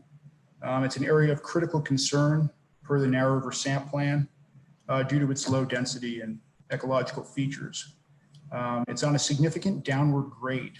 Any stuff that winds up, on the lawn, makes its way down into the Chaffee Refuge and into the river. A shallow area of the river without much of a tidal flush, not a deeper part, not an area that is ventilated by flowing water. It directly abuts the Chaffee Refuge, which is of course a national wildlife refuge, as Julie mentioned. In connection with that, and this is the last thing I'll say about this particular topic, I feel that the phase 2, or maybe it was phase 3 proposal to build multiple bungalows, basically dwelling units in all but name, in the woods, tightly abutting the Chaffee Preserve and that rural area is wholly inappropriate. I would hope that in exchange for the zoning variance, or rather replotting of this parcel, perhaps the developer would consider removing that from consideration and restricting that from occurring. Moving along to some other concerns I have with this proposal. as the text of the proposed amendments to the zoning ordinances are written, I am most concerned with section 605.18 entitled Route 1 Special Management District Utilities. Text provision proposed for this section seeks to eliminate the requirement that the lot and its buildings be connected to sewer, at least during the life of the current water treatment system. I believe that a structure that's this large, that will accommodate this many people and have this many uses, must be connected to town sewer, to say nothing of the vineyard and all associated wastewater that may emanate from that. Wastewater that will include, you know, nitrates, fertilizer potentially, or pesticides, or, you know, maybe even detritus from weddings, you know, beer, wine, what have you. That should be going into the sewer and be treated. The levels of, you know, various contaminants in the river, as we all know, are many, many times the threshold set by the state, set by the CRMC. And, you know, no proposal that is all about celebrating aquaculture and local heritage and local rah-rah can be proud of potentially increasing those numbers. Within this proposal, there was, you know, there was a lot of respect and deference given to the storied past of the property. And duly so. It's a beautiful building. I've been there. I think it needs to be preserved in whatever way it can be. But I think we need to take the appropriate steps to secure, you know, not just the past, but the future too. And that means the future of the watershed and the future of keeping that watershed. And to speak a little more about the change in, you know, zoning designation, you know, if it is truly the intent to keep this building here, this historic building forever, and have the usage of the property be, you know, a vineyard, and this is the use it will be, I think that we need to write this change a little bit more tightly so that, you know, other uses are precluded unless a new change is sought.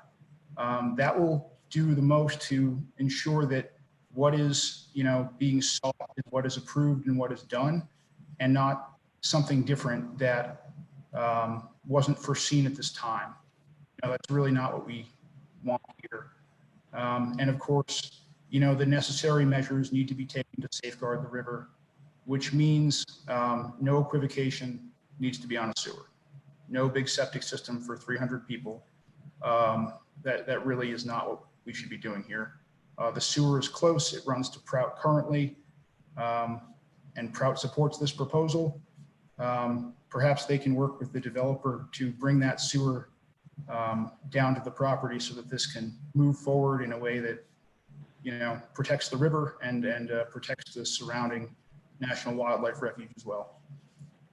And with that, that's the end of my comments. I thank you all for listening to me, and thank you all for your thoughtful comments as well. Thank you, Mr. Miller. Appreciate it.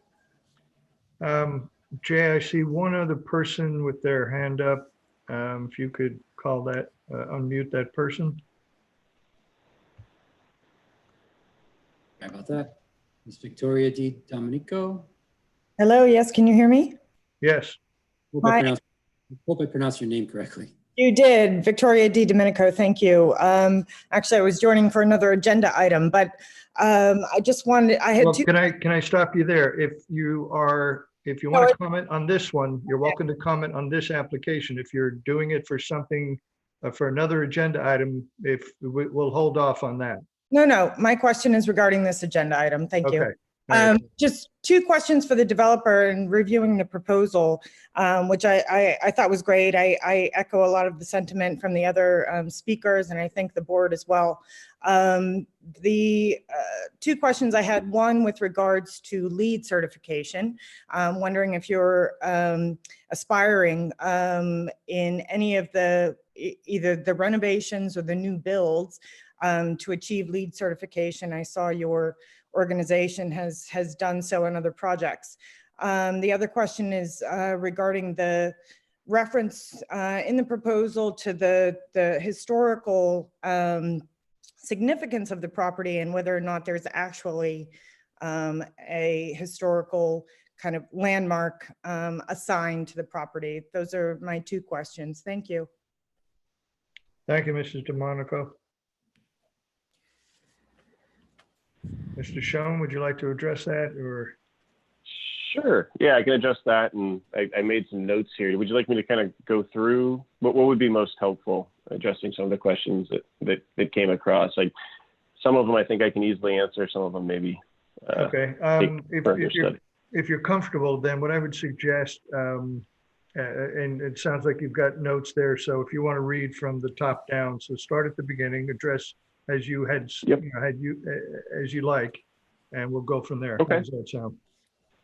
Great.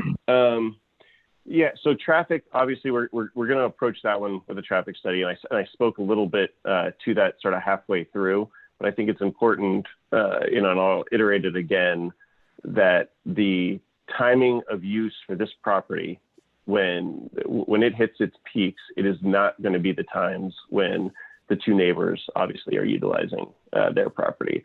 During normal business hours, it's just not obviously the time that's busy for us. It's weekends and holidays and those kind of things. And as mentioned, we have talked with both of our neighboring properties about parking if there was a very large scale event. Both are willing to work with us, with the primary location being the state. I think it's also important to note that if there is a large wedding, the 200 hotel rooms that are located across the highway are going to be the main source of where people are staying, obviously, out of town. And the goal there is to have a shuttle that goes back and forth across that highway. I mean, obviously that makes the most sense from a safety standpoint. The guests love it. That's obviously a major piece of how that traffic will work.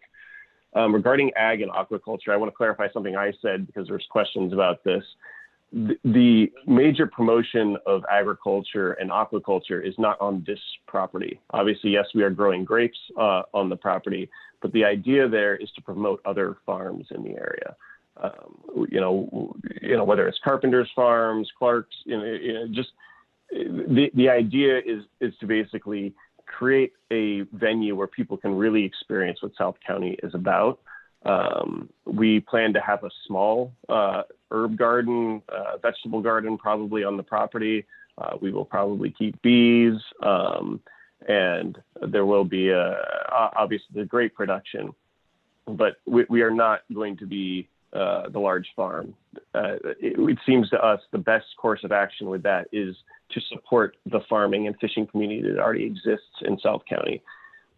I mean, the fishing community, obviously, I was referring to was Point Judith and some of the large, obviously world-class fishing community we have so close.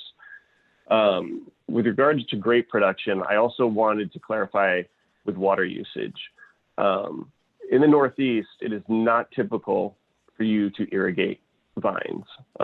This is not something we're going to do. Actually, you want to strain the grapes as much as possible. In the early years, 1, 2, while the grapes are growing, we don't want them to starve and we don't want them to die. So there will be irrigation if required, if we have short rainfalls in those years.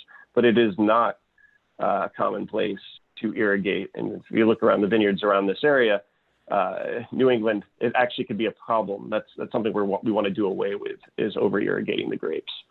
You want them to actually struggle for the water. In addition to that, there will be no organic matter, no nitrates added to the soil. I think that's a really important piece. We had the soil tested by the University of Connecticut. We actually talked to URI first. They don't do viticultural testing, so we sent it to UConn, and there is ample organic matter already in the soil. We do need to add some liming to change the pH of the soil, but there won't be nitrates added. While I can't say we're going to be 100% organic in how we grow things, that is the way that we try as best we possibly can.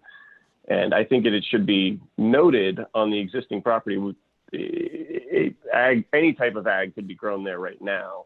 and the pesticide control could be far more robust. Our goal is to minimize that as much as possible through the grape production. It's only, we 100% agree that it's the way that people should be going. We would be using an IPM, an integrated pest management plan, and reducing that pesticide usage if needed at all. The goal is obviously to use everything you can to try not to do any of that. Regarding LEED certification and historical designation, the building is not currently listed on the National Register of Historic Places. It is something we're considering, we're looking into. There's things that need to be considered with the additional buildings that have been added onto it, but it is something that we are exploring, as well as LEED certification. I appreciate the reading through of our packet. Our first hotel that Ashley and I did together was with other people, and we were I think we were the 4th LEED certified hotel in the United States, and we do feel strongly about it. It is something that's important to us. Depending on how much we're doing very minimal work to this building, so it may not be applicable to our to this specific project, but it is something that we always like to look at. And then the last piece is in regarding to the Narrow River. Obviously we feel strongly on protecting the Narrow River. It's interesting. I'm hearing various viewpoints on how that protection should be done. The CRMC obviously is a state agency that, the Coastal Resource Management Council, that really, they have the SAMP plan in place and overlook that. And it is written, I can read from the SAMP plan right here in front of us, which is an interesting thing to think about.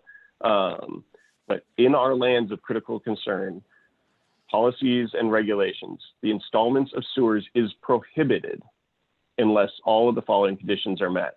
And one of the conditions is the property to be sewered are within 500 feet of an existing sewer line or within a subdivision which abuts the sewer easement. So I just, it's something to be considered. There's lots of other language that within our town setup, but there's actually an opposing viewpoint to what has been said here regarding sewers. And once you start adding sewer lines down this path, it can increase development, which is one of the reasons the Coastal Resource Management is strongly against it. And that's all I got. Great. I think that you, answered Mr. Schoen. everything. I think at this point, it's a little after 9 o'clock, so I think it's good timing to take a break. So we're going to take a 10-minute break, and we'll come back, and then we'll go back to the board, who will, I'm sure, have additional questions or comments after listening to the public comment. So let's do that right now. We'll be back in 10 minutes.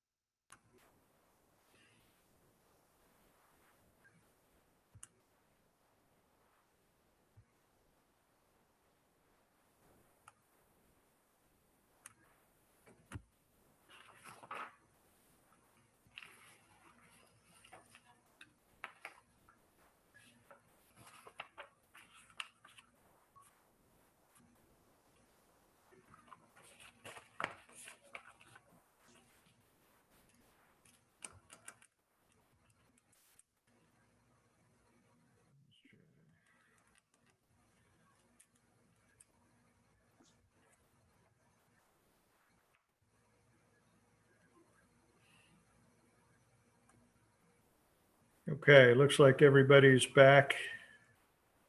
Board members.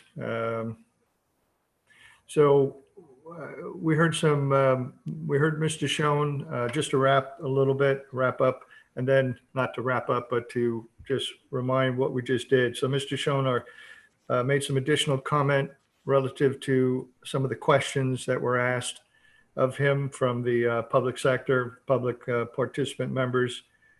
And I think at this point, as we customarily do, as I indicated prior to the break, that we would open it up to the board. So I think at this point, Mr. Schoen is available, Mr. Callahan is available. So if there are additional questions, now's the time.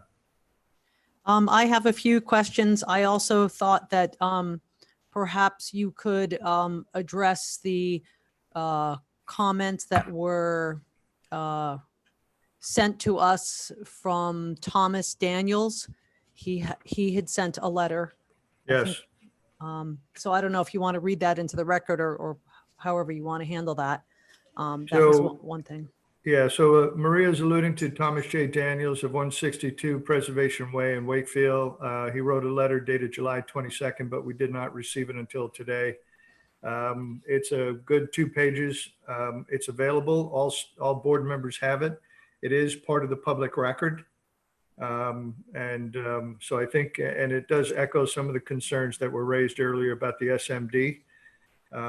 So I think at this point, we'll acknowledge the Mr. Daniels' letter, and again, make it part of the public record.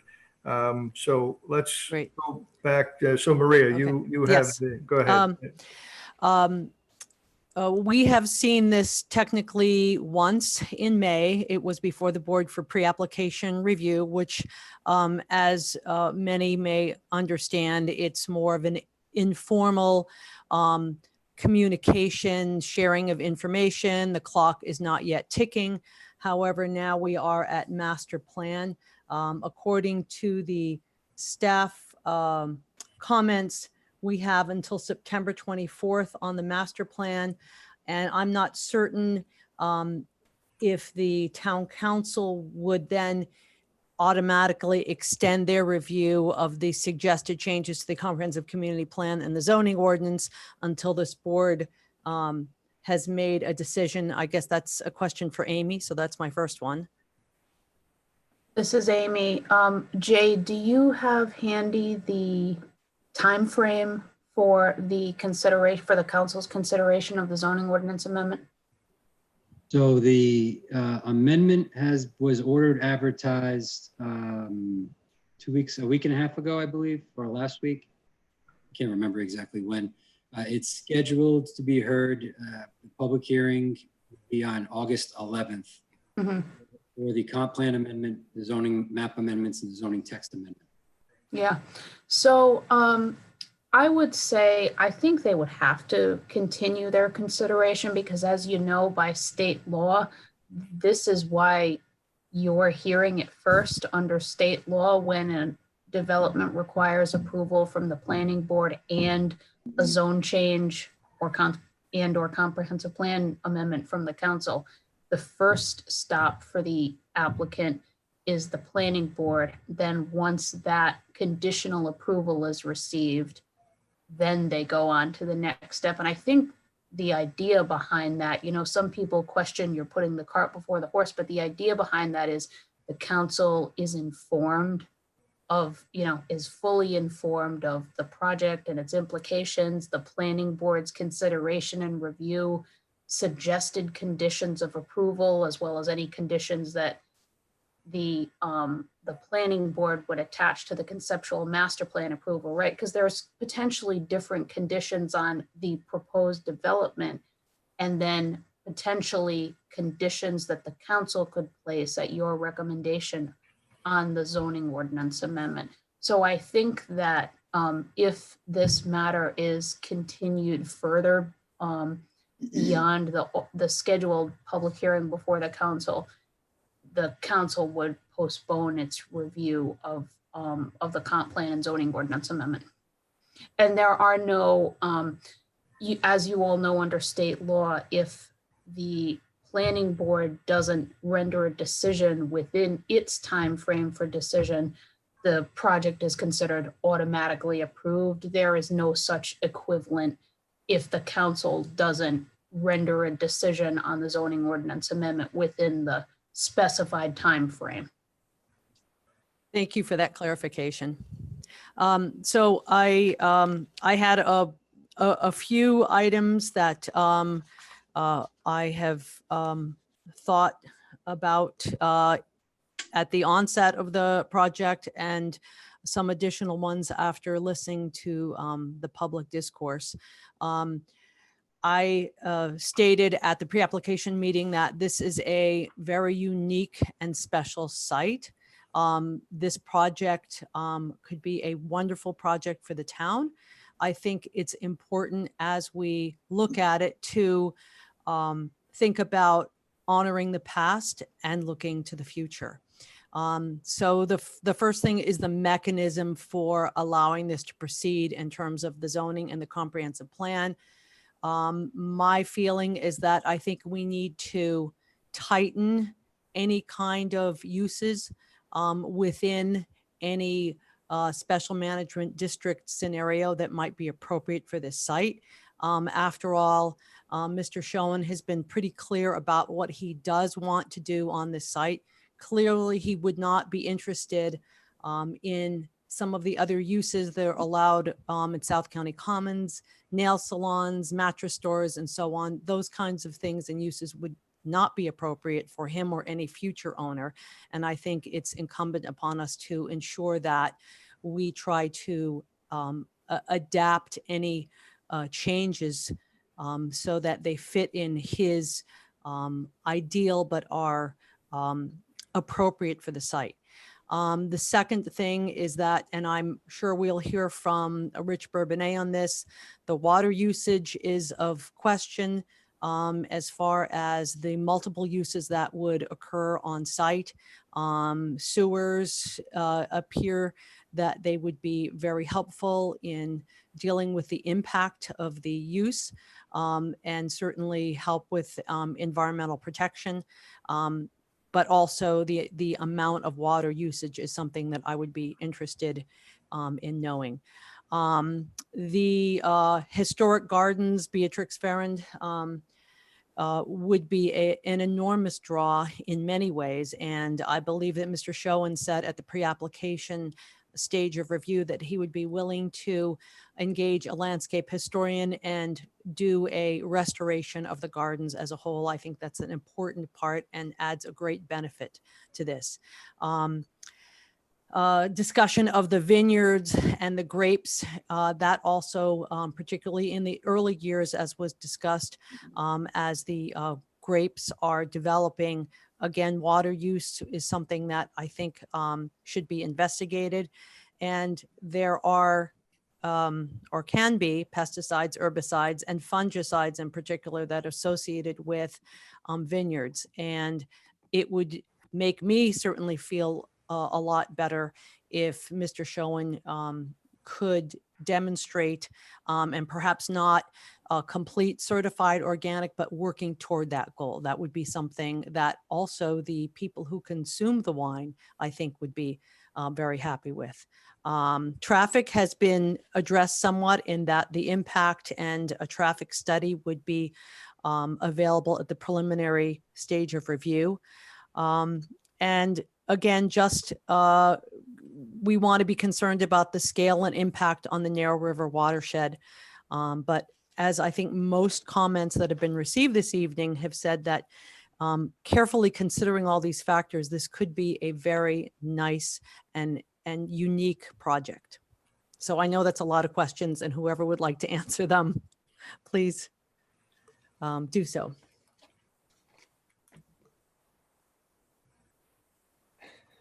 Ryan, go ahead. Unmute your, perfect. Okay. There you go. Sorry. All right. I'll try to attack them all.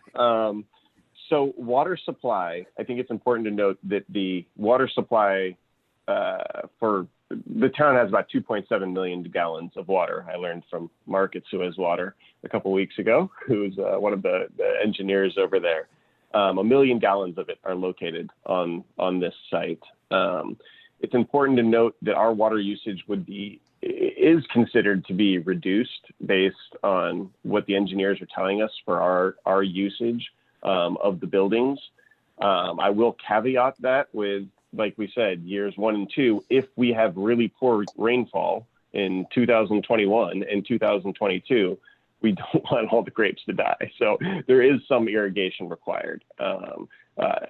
That's for a couple months. It's not substantial, but I want to be very truthful and honest with you guys that is something that we just can't let the crops all die when we invest in them. But it is fairly minimal, and it's a lot less water usage than most crops that are required. And the building itself, it was designed for 120 full-time residents. That's what's on the plans for the septic system, water supply, and everything. We are substantially reduced from that with 33 units. Not full-time, obviously. I would love for it to be full-time, but I think, as everyone knows, occupancy is not full-time in New England. So I would say just please keep that piece in mind from the water piece as well. Maria, I can't remember all the questions there. The gardens, yes, 100% agree. Historical landscape architect have no issue with that whatsoever. What else did I miss? The vineyard and use of pesticides, herbicides, fungicides. Yeah. Working toward an organic or semi. 100%. It's another thing that can't be guaranteed. I don't know anyone I have not seen a top tier vineyard in New England that has been able to eliminate it completely. Now, it is something that we're working towards. I mean, we use garlic spray on our agriculture around here. I mean, we do everything we possibly can. And that's part of the reason why we're only doing 6 acres, because we want to have a lot more hands-on approach. We will, we'll be cutting everything by hand. This is not a lot of machinery. It's a small boutique setup for that very reason. But I can't guarantee it. It's not. I don't know if it's feasible in New England, because I honestly don't know anyone who has been 100% organic here yet. Okay, thanks, Mr. Schoen. Appreciate it. Mr. Callahan, you look like you're anxious. I'd like to just address a couple of things that I could for Maria. We would like to move forward with as much haste as possible, not to make it hasty, but with some considered tightening, as Maria mentioned. But when we met at the pre-app and also TRC, we were open to any suggestions to making the proposal not limited, but somewhat constrained where it could go. And we're open to suggestions for that possibility, but the SMD has a vast array of things that are prohibited. It doesn't include mattress stores and things, but I don't think anybody's going to put a mattress store behind that water tower in Prout, but I could be wrong. Like I said, we're open to suggestions. It was just difficult to constrain what the SMD proposes and also keep it in the spirit of that district. So we attempted to make it streamlined or limited, but it is difficult the way it works out in terms of the written language of the ordinance. And regarding sewers, I understand that everybody has a concern over the sewers, but there are a lot of different ideas as to not ideas, but limitations, as Mr. Schoen mentioned with the SAMP, as to what the effect of sewers and a connection there would be. And as Mr. Schoen and I talked about over the break, if there is a large scale event, they will require, and a condition could be that porta potties or removable toilet facilities have to be part of the vineyard festival, a wedding, or something to that effect. That would limit any need for sewer runoff or that kind of issue. So that is something, the sewer connection is something we need to address and also something that we would address more completely at the preliminary plan stage, but it is something we need to request at this point because of the existing septic system treatment facility that's there that's really unused. And I want to be clear to exactly what James said. When we have those, if there is a big event, if there's a harvest festival, if there's a 300-person wedding in a tent outside, we are going to require that there are those high-end porta potties that are set up. That's pretty much how every vineyard does it. That's how every harvest festival does it. I mean, they have really nice ones these days. You bring them in and you send them out. And that's, as James alluded to, if you guys want to put that in as a condition, that's fine. I'm going to put it as a condition no matter what, just because that's what needs to be done. Okay, thank you, Mr. Schoen. Any other board members' comments? I had a few comments. Steve? I just want to say that, again, I'm in favor of what the developer has proposed here. I think it's a good use. I think it's something that can enhance the town and what it can offer. I mean, we've talked for years about no wedding venues. We have hotels, and I remember when one of the hotels was going up, we questioned why couldn't they put in a restaurant, because we needed a wedding venue. But I'm just saying that, what he proposed at pre-app, and, we like the idea. At that point, he was told he was going to need a zone change and he was going to have to get a comp plan change. It wasn't something he drew up to get that change. It was something he was proposing, and the board and the staff informed him what he was going to need to do to see that vision come true. And again, I just want to address a couple other things. As far as the scenic highway, I mean, this property and development is so far off the scenic highway that it's basically going to be the access road that impacts the highway and the signage that's allowed. So I don't see a big impact on the scenic highway. Obviously, Narrow River is a concern. And we have Pam Rubinoff that has a lot of assets that she can help us with for dealing with that. But again, with the oversight that's involved with CRMC, there's going to be a lot of people looking at this project and the runoff from any parking lots or farm uses.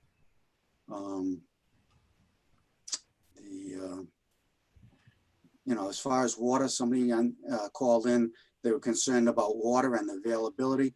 Suez will have to issue a letter saying that they have ample supplies and they are allowed to sample, supply this facility. There was some discussion about sewers. Ultimately, the planning board does not have a lot of say in sewers. It's up to John Schock as head of the facilities. And obviously CRMC may have some input on that as well. But the board really does not have a decision on whether this, excuse me, whether this project will go on the existing system or whether they'll have to connect to the sewer. But again, I like what they're presenting. I don't think he's trying to pull the wool over our eyes. He has a vision. He has a track history of some of these other projects he's developed. And I wish him well.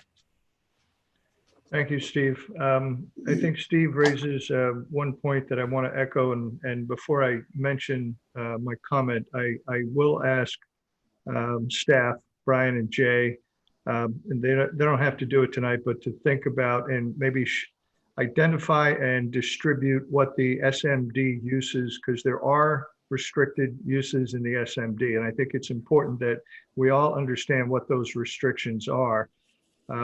Comments provided by the public were well-spoken and acknowledge that. And I think it would help us to better understand what the SMD looks like today and what are those restrictions and what are the approved uses. So I think we need to review that.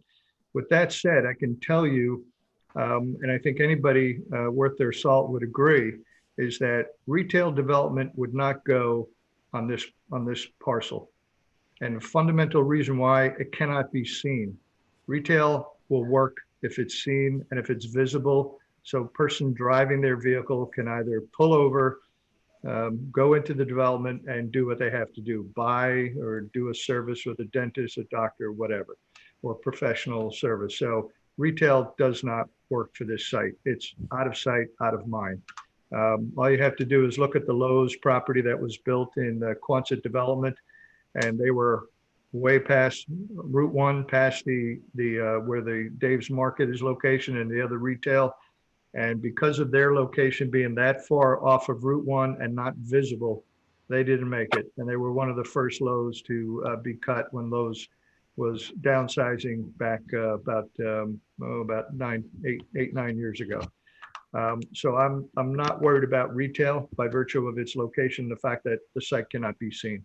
Going back to some of the comments from the public, again, water use, that was a good comment. And I think, you know, is it on site? Will you have on site well as a means of ancillary use of water for vineyard use? I would imagine that probably so. And again, there are restrictions with that. So that's DEM. You know, those, any kind of on-site well would be managed by DEM. So again, that's something that we need to be cognizant of and needs to be addressed. And again, there's been a lot of discussion about traffic, agreed. And again, I know that Mr. Schoen mentioned that he's having discussions with the state of Rhode Island as the abutter to the south. And that's positive, and we'll see how that plays out. And we'll hear more about that and the actual traffic study that will be generated for the preliminary plan, assuming we get through the master plan process. So I'm going to, those are my comments. So again, Jay and Brian, if we, maybe not tonight, but if you can think about distributing the SMD as it currently stands to staff and make it public so we can see what are the restrictions and what are the uses, may help us. John, this is Yes. Amy. I just want to reiterate, we have 3, I think, people who have submitted questions through the Q&A function. It was mentioned at the beginning of the meeting that the proper way to offer comment was to use the raise hand feature. I want to reiterate that I don't think we have the ability to save those comments. The record of the meeting is considered the audio, which if you're on the phone, you're only hearing the audio, and the video recording. It is important that people offer comments in the manner that we've set up, which is the raise hand feature. Okay, so Amy, with that said, and I'm looking at the two comments from one person and an anonymous attendee, which we cannot consider in my view, because if they do not present themselves, give their name or their address, it's not a comment. It's not a realistic comment, and one that I would agree to treat.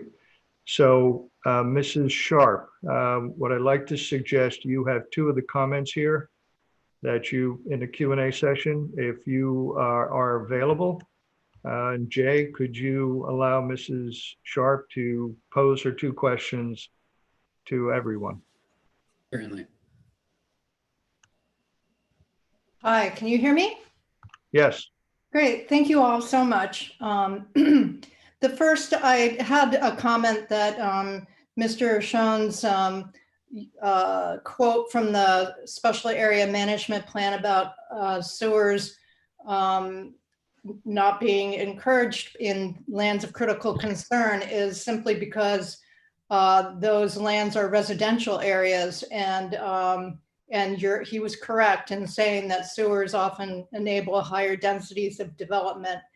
And in fact, one of the things I meant to say about lands of critical concern in the SAMP is that it has recommended since 1986 that the zoning in lands of critical concern should be R120, not R80.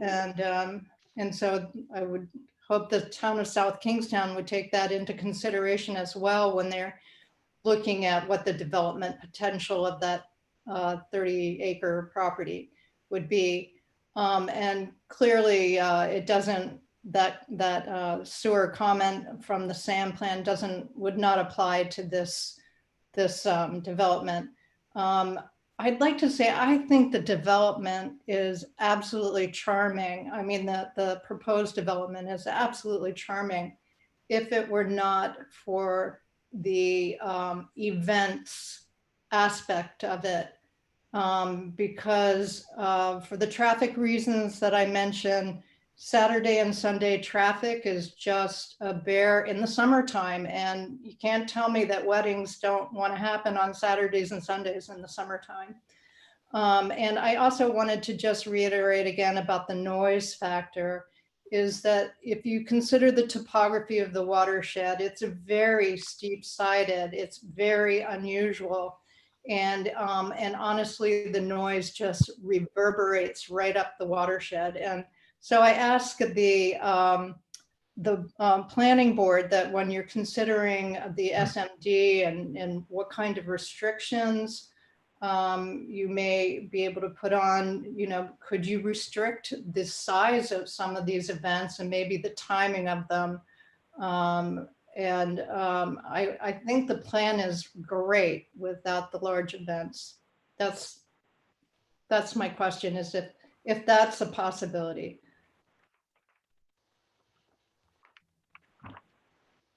I'll defer to Mr. Callahan and Mr. Schoen, but I think the proposal as currently stated is talking about events, special events. I understand your lack of support for that, again, it's part of the proposal, doesn't mean that it will stay. However, it is part of their business plan. I'll defer once again to them to comment.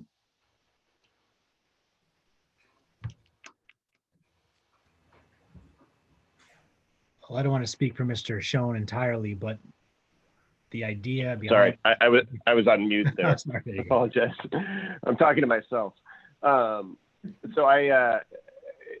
first I want to say thank you for the comments. I think please understand that they're not falling on deaf ears, and I very, very much do appreciate it and appreciate the good words about the rest of the project. Regarding the event specifically, that is something that I have seen requested a lot from the town, and I think it is something that works for us from a proposal standpoint as well. I mean, there is on that site a chapel that sits 250, 300 people. Not being able to hold an event with a 250 to 300 person chapel, I think makes things pretty tough. But I do understand, if there is, if we're talking, the other big events that we would want to do are harvest festivals, other community driven things, farmers markets and the likes. I would think there'd be a strong benefit for that. And I do understand the narrow river, the concerns of the narrow river. And that's why I said with those large scale events, I have no qualms of saying, hey, let's put porta potties in, let's have whatever kind of portable sewer infrastructure or sewage infrastructure is required. But I do think, the events are an important piece to make this picture work. And one thing I didn't say in this meeting, the reason that we like this proposal and the reason why we think it can work is because of these 4 various sort of legs to the stool, I guess you would call it. It's an agricultural piece through the vineyard. It's the events piece, it's the lodging piece, and it's the restaurant piece. And they all tie together to create that sort of South County experience that we're looking to create here. Thank you, Mr. Schoen. I want to, any other board members have comments? yeah, just wanted to mention, Peter. We're talking about outdoor events. In a time of this COVID where everybody's struggling to find an outdoor event space where they can hold things. I know at the chamber we're struggling finding some things. So I think it's I personally love the idea. I think the concept is great. I love the concept of having outdoor space events for people. I think where it's located, it works. Easy access to the highway. I understand people's concerns about septic system, but with the oversight of the town and the state and all those departments, I feel like those concerns will be met. So I'm definitely in support of it, and I love the idea of the outdoor events. Great. Thank you, Peter. We do have John, this is Joe. Yep, go ahead, I am Joe. also in support. I'm definitely in support of this project. As you'll recall, a couple of years ago, when we had the proposal for the hotel in front of us, we tried to encourage at that time for that project to be more of a destination and something where there could be events. We were not successful, and we ended up more with a traditional hotel across the street. But at the time, I think there was many members of the board that were trying to encourage for that project to look similar to this. And it was a need then, and it's a need now. So I support it from that perspective. I think a lot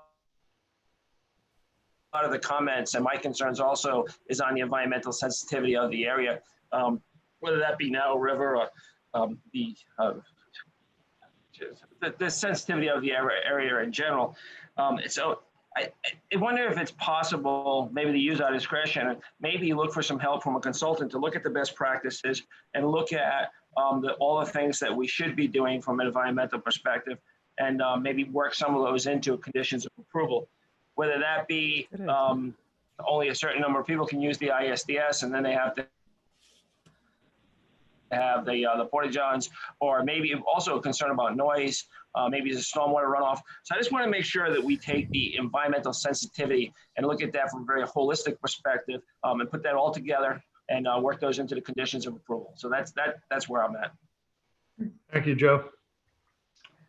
Pam? Thank you. I agree with a lot of what my colleagues have said. Joe, I love the idea about potentially having the planning board have some sort of a consultant to support, if we are to move forward, to support some conditions. I do have a question. I'm assuming that the septic system is not an advanced system. Is that correct? Is it a traditional septic system or is it an advanced system? Mr. Schoen? It is. It has denitrification technology. Right. Oh, it does. Okay. Can I talk? Let me address that a little bit more, because I don't think enough has been said about what's actually out there. And there has an existing system. It was, I think it was permitted in 2004, which is a little while ago. But it's considered a large system by DEM standard, which is anything greater than 5,000 gallons per day. In fact, the existing system is designed for 7,500 gallons per day. It's very large, and what it does is what it's composed of is a series of grease traps. It's got 3 5,000 gallon tanks, which are for settling purposes. It's got 2 6,000 gallon recirculating pumping tanks, and then it's got a 40 by 40, I believe, or 50 by 40 recirculating sand filter.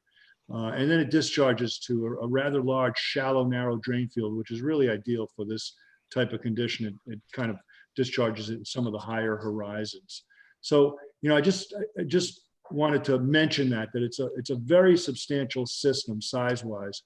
I don't think, however, that it would meet banquets and things like that, but if you're bringing in porta potties and stuff like that, and I probably have a little more to say on that, maybe through our feasibility process, but at this point, I just wanted to bring that up because it's been coming up a lot of times about the septic system, but it is a pretty substantial system.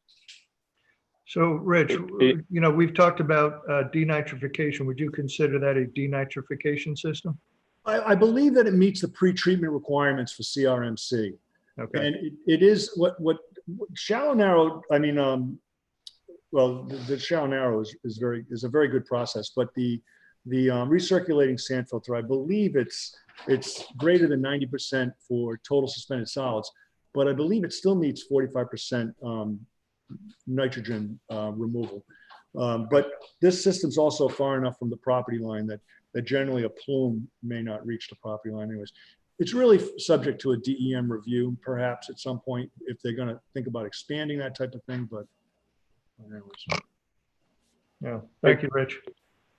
I just wanted to follow up with Rich. Do your comments reflect the inclusion of the phase 3 with the bungalows or not?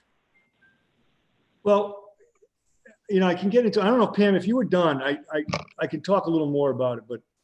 I had a couple more questions, but do you go for it and then I'll come after you, Rich? What would you prefer? I just want you to just gave it to you. Yeah, I'll give it to you and then I'll come Yeah. back because I have totally different kinds of Right. questions. We've asked for sewer connection. We've asked for a public connection, and I believe that Mrs. Schoen and Ms. Callahan are fully aware of that.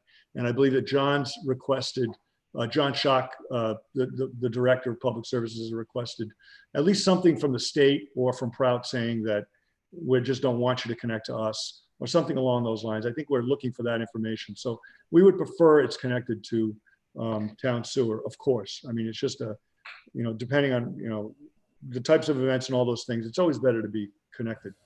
But what I do want to point out is that although it's a 7,500 gallon system gallons per day, 33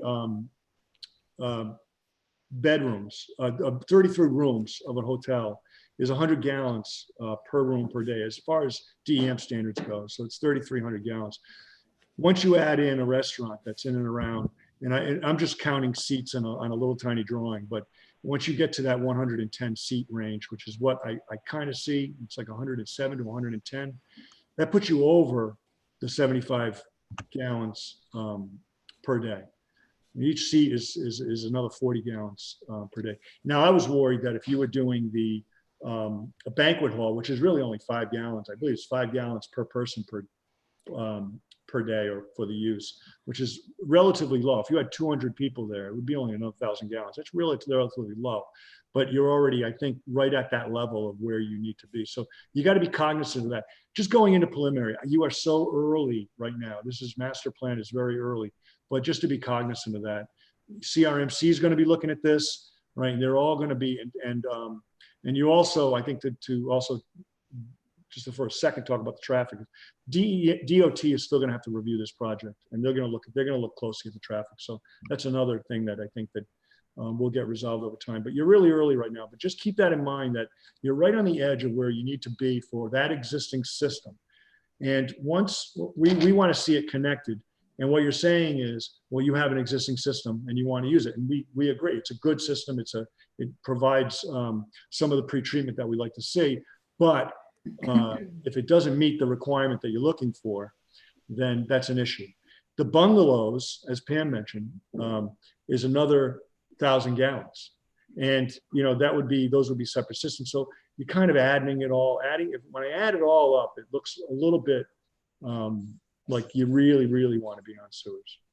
So just keep it in mind going forward. I know we're real early right now, but you're going to need all that information when you go into preliminary. So. And you'll be tighter up in there anyways. All right. Definitely. Go ahead, Mr. Schoen. Yeah, no, I mean, I definitely understand, and that's something we will look at very closely. And that I will say, I think to your point earlier, Rich, I think it was a really good one. I want to clarify for everybody: the catering will not occur out of that kitchen as well. And I think that's what Rich was alluding to. And I don't think I've publicly stated it previously, but the kitchen for the restaurant is not suited to cater a 300 person event from a cooking standpoint. It's not large enough. So that along with whatever septic type requirements, would be separate. It would be a portable setup. Okay. So any further comment from the board at this point? Yes. Oh, Pam, I'm sorry, I almost forgot you. How Thank dare you. I? I would love some clarification, Amy, about the SMD. We've heard several things. Is there a way to constrain the SMD? We know that when we change certain kinds of zoning, that it's for all of those zones all around town. So I would just love a little bit of SMD training or special management district training with regards to changes and how can we do spot zoning on that? The other question that I had was, I thought that I saw in one of the write-ups that it said that outdoor events are restricted within the SMD. But then again, I know that there's music that plays in the commons. So, right. So those are the two questions: constraints on SMD, and then outdoor event restrictions. Okay, so there are, I guess, two ways that uses on this property could be limited in connection with this development application. One way, again, would be for the council to approve the zoning change to Route 1 SMD, because again, we're changing the zoning map. It's a specific amendment for this property alone. And as a condition of the zone change, they could add reasonable conditions restricting the uses. So it would still be the SMD zone, but SMD with conditions. In the absence of that, the regulation, the existing provisions governing the Route 1 SMD in the zoning ordinance will govern. So under 605.5, the use regulation is all uses are permitted except those uses that are specifically prohibited. And so there are several uses that are prohibited in that zone. And there are a handful that require a special use permit. And as you know, one of the requested zoning changes is to tweak that language. So, and I think staff is going to circulate the full SMD ordinance as it stands now. Entertainment, I have to look offhand, and I'm going to ask Jay if he can point immediately to that section. There are requirements for accessory entertainment to receive a special use permit. Jay, if you don't mind helping me out here, I can't quite put my finger on the section restricting entertainment in the SMD. I think I can address that because it tripped me up initially, because there is a prohibition in the SMD for outdoor entertainment. And I thought that was going to preclude some of what they were proposing to do here. But when you go and look up the actual use code for outdoor entertainment, it's like amusement parks and stuff like that. It's not this type of entertainment. Okay, great. Thank you, Brian. Right. So you would, looking at the definition of that use code 33.6 outdoor entertainment, which is listed as a specifically prohibited use, it is not considered the outdoor entertainment in connection with wedding or vineyard events that we're discussing here. The examples listed are amusement park, drive-in movie, fairground, driving range, mini golf, or similar uses. So the basic answer to your question, Pam, is it is generally permissive zoning within the SMD. So the there are a couple ways to skin the cat, I guess. One is the council could tweak what the applicant has requested in terms of the zoning, or just place specific conditions on the zone map amendment. Thank you for the clarification. Great. If I can, Jay, go ahead. If I can just expand on that a little bit.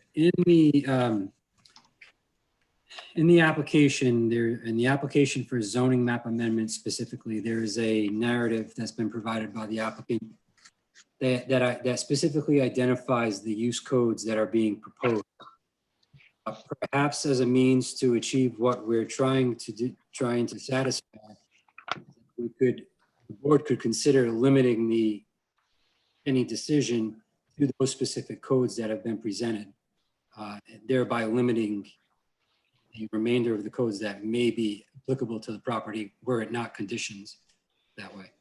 That's a good point. Those codes are use code 40.1 for hotel and bungalows, 56.1 for restaurant with alcohol, 56.3 for accessory entertainment to a restaurant, bottle winery and vineyard, use code 71, and then accessory uses associated with the hotel and bungalows, use code 40.1 for the indoor event and wedding hall, outdoor event lawn, spa and fitness center, and conference and meeting facilities. All right, thanks, Jay. Okay, I noticed we have a couple of people. Susan Marcus has her hand up, so I think Susan Axelrod had a comment first, John. I'm sorry, I didn't, I think Susan had Susan? had raised her hand. She wanted to. I didn't see chime it. in. Sorry, Susan, you. go ahead. I just, Susan Axelrod. hi, Susan Axelrod. I just have a couple of comments. Mr. Schoen, your presentation tonight was fabulous. I think you did a really good job of explaining your vision to me. And I think it sounds like a great project. I would be very interested in seeing some sort of designation placed on the manor house and the gardens to protect them from dramatic changes to the facade and demolition of these historic gardens. I don't know if that's, I mean, the house isn't very old, but it may be notable to somehow do a preservation on that house, just to make sure that it's protected regardless of its future use. I was impressed by some things that James Murdoch spoke about tonight.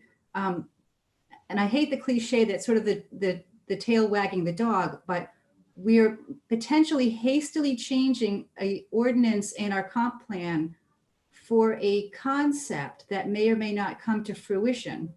And I wonder if that's maybe something that we shouldn't hurry, maybe be a little more thoughtful before we change our comp plan for a proposed project. And I'm also concerned about the precedent that this change will set on that large parcel of land to the north, and whether or not that's something we should be talking about. If we change zoning for this one parcel, will that R80 land to the north be more vulnerable to future development? I think those are my questions, my comments. So Susan, let me just address one of those, because Stephen DeMasi talked about it earlier, and through the preliminary application, which was pre-you, before your time, we were, and just discussing at the very conceptual level, or just pre-app level, which was interchange of ideas, talking about what Mr. Schoen was proposing to do and what could be done under the existing zone, the R80 zone. And clearly it became apparent to us that the R80 had restrictions. It's residential zone, even though it's grandfathered for what was there existing, not for what is proposed. And that's how the idea of the SMD came about. So it came about through that interchange of discussion between staff, board members, and the developer. And I just wanted to clarify that for everybody, so everybody understands how that suggestion came about. And it was through that pre-application discussion, further discussed at the TRC level, and hence made part of the proposal. Again, we've talked about restrictions in the SMD, and I think, again, we've asked Jay and Brian to distribute the entire SMD ordinance so that we can all see it for ourselves. As I echoed earlier, retail would never make it. The retail that everybody doesn't like would never go to that parcel because it just will not survive. So that's a given in my view. And I do a lot of that type of development in my day job. So your second question, and I'm sorry, what was the second question you had? I think I would like to see some sort of permanent protections placed on the facade of the house or the gardens. Okay. And that was just a comment to Mr. Schoen. And my last question was about whether or not we're setting a precedent that may be hard to not follow next time if there's a proposal for the land to the north, the R80 land to the north. If we're jumping the SMD across the highway, does that make that other land more vulnerable to development? That's not R80. Well, that's a question I don't think we could address right now.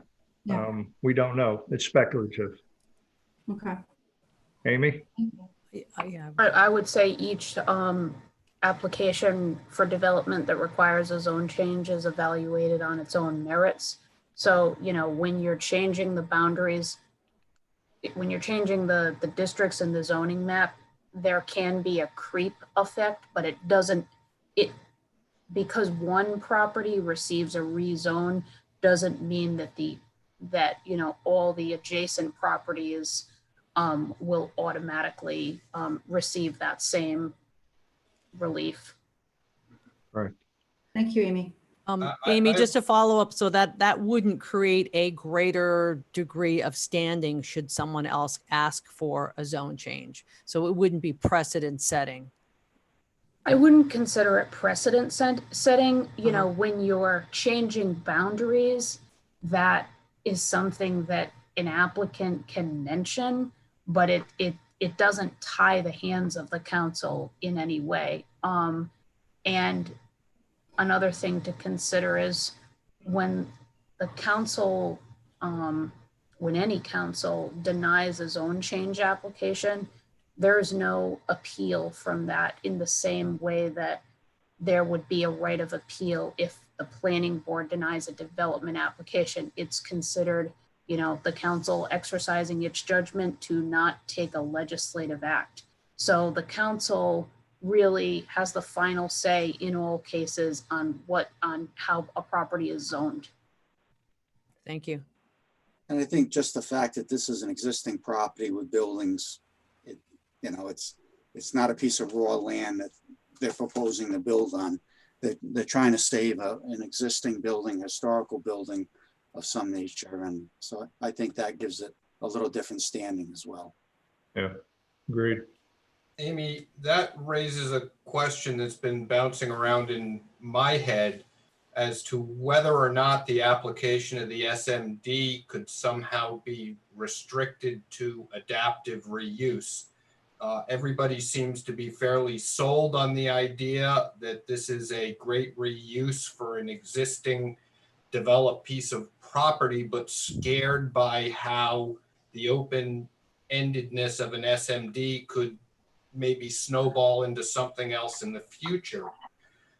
Would we be in danger of spot zoning it if the town council somehow restricted the SMD approval to adaptive reuse of an existing structure?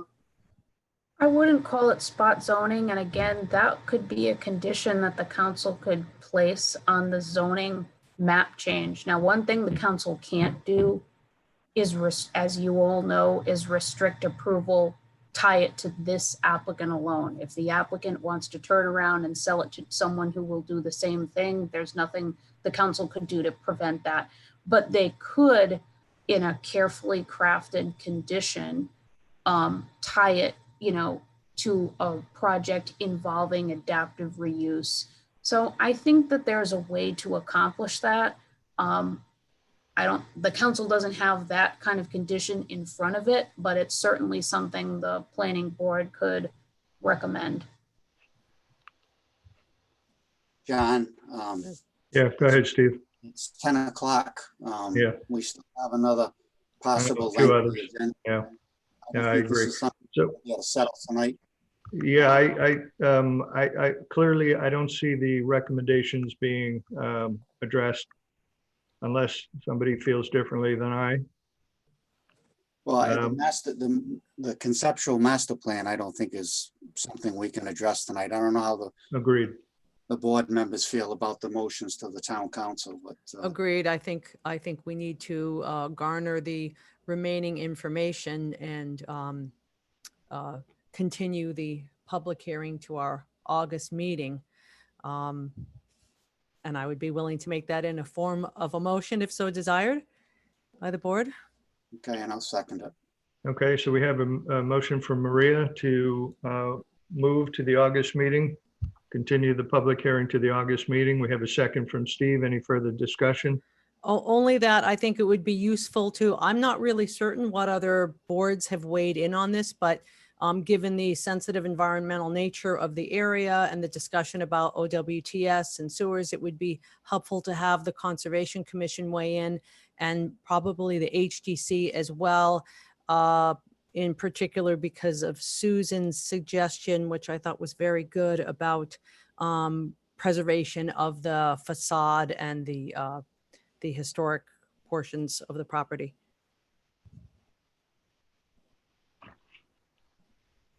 We have a motion from Maria. We have a second from Steve. Any further discussion? This is Amy. I would just ask the applicant if they're willing to extend the decision deadline. They may or may not be, but I think the question should be asked. Deadline is September 24th, correct? Correct. Right. And if we did, well, if you do continue this tonight, that necessitates continuance of the town council hearing on August 11th, correct? I think it has to. Wait a minute. Rephrase your or state your question again, Mr. Callahan. I missed the back We end. have the zoning map amendment proposals on the agenda for the town council. Town council, So right. So that would necessarily have to be continued as well. Usually in a meeting, I take a minute and ask Mr. Schoen what he think in private, but I can't really do that right now. So. No, I understand. And okay, now, Amy, I understand your response to that. Yeah, I mean, the council could decide to hear some testimony, but absent of a recommendation from the board, could table it themselves. And I think, you know, the other reason for, and it was, you know, as people know, and staff can confirm this, comprehensive plan changes are limited by state law. Amy can articulate that further. And the cycle by which we are currently in was the rationale. And it was a lot of assumption, assuming that this project would be, you know, would move along in a positive way. And I do see it moving along in a positive way. There's been a lot of good comment and a lot from the public members. And obviously those now have to be considered further. So we are now extending this into the August meeting. But that was the rationale behind and why the council, you know, decided to post the notice and notice the meeting for their August 11th meeting to hear this, the comp plan, the zone map, and also the text amendment.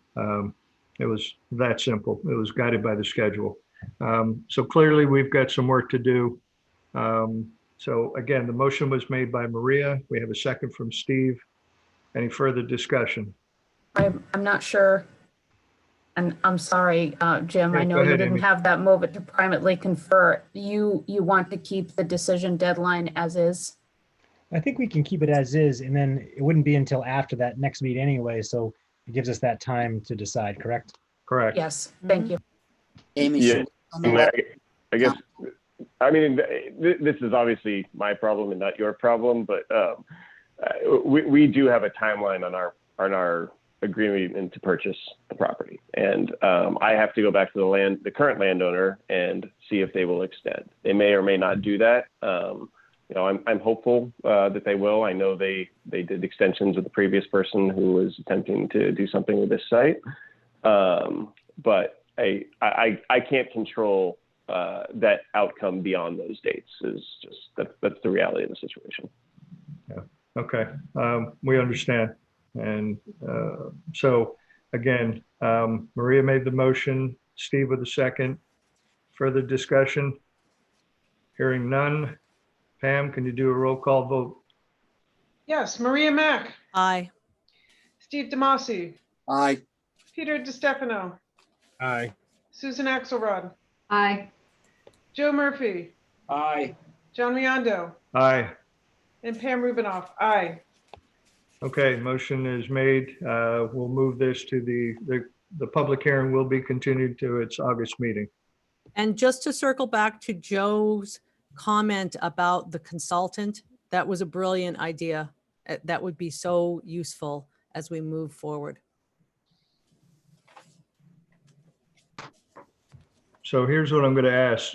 Joe, send us an email or send it to the staff, your outline, how you envision it. That's fine. I'll do that. I mean, I kind of see it similar to any type of environmental assessment where you just look at it holistically, try to break down the categories and get some comments in each of those sections. So I will do that. Thank you. And we'll share that with the applicant. Thank you, everybody. Have a good Thank night. you very much. Thank you. Okay, next agenda item. Flip the page. This is the development plan review, farm events, Lavender Ways Farm. Is the applicant present? Mr. Chairman, it's John Kenyon. I'm the attorney for the applicant. The applicant owns property at 3814 Commodore Perry Highway, which is approximately 13.5 acres in size, and it's in an R200 zoning district. The applicant has a house and accessory apartment at the front of the property and operates a lavender farm at the rear of the property. We're here tonight for development plan review to allow accessory farm events, including fundraisers for nonprofits and weddings. We appeared before you a few months ago at TRC, and there were some concerns that were raised at that time. We've also seen the letters from the neighbors.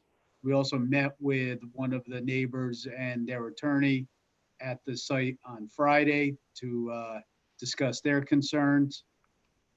In response to the concerns, my client has agreed to and is proposing the following conditions for the events.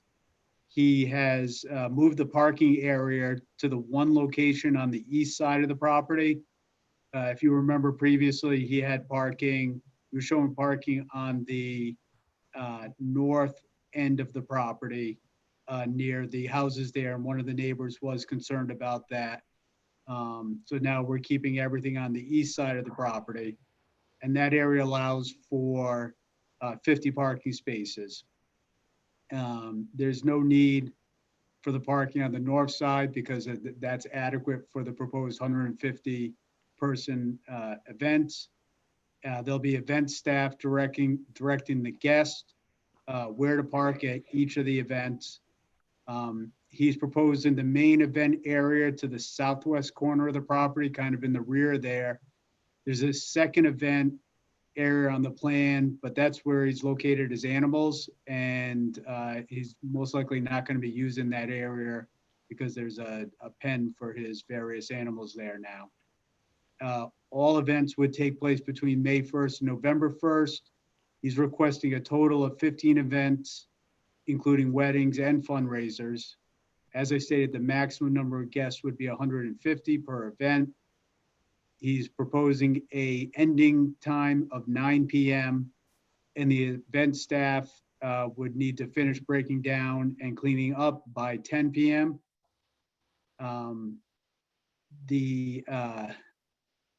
Mike Fontaine is a surveyor who prepared the plans. Mike had some technical difficulties, was unable to join us. Henry Cabrera, who's the applicant, is also a doctor, and he just got off a long time at the hospital, and I'm not sure if he's still with us. He was here earlier, but he may not have made it this late because he has another shift early in the morning.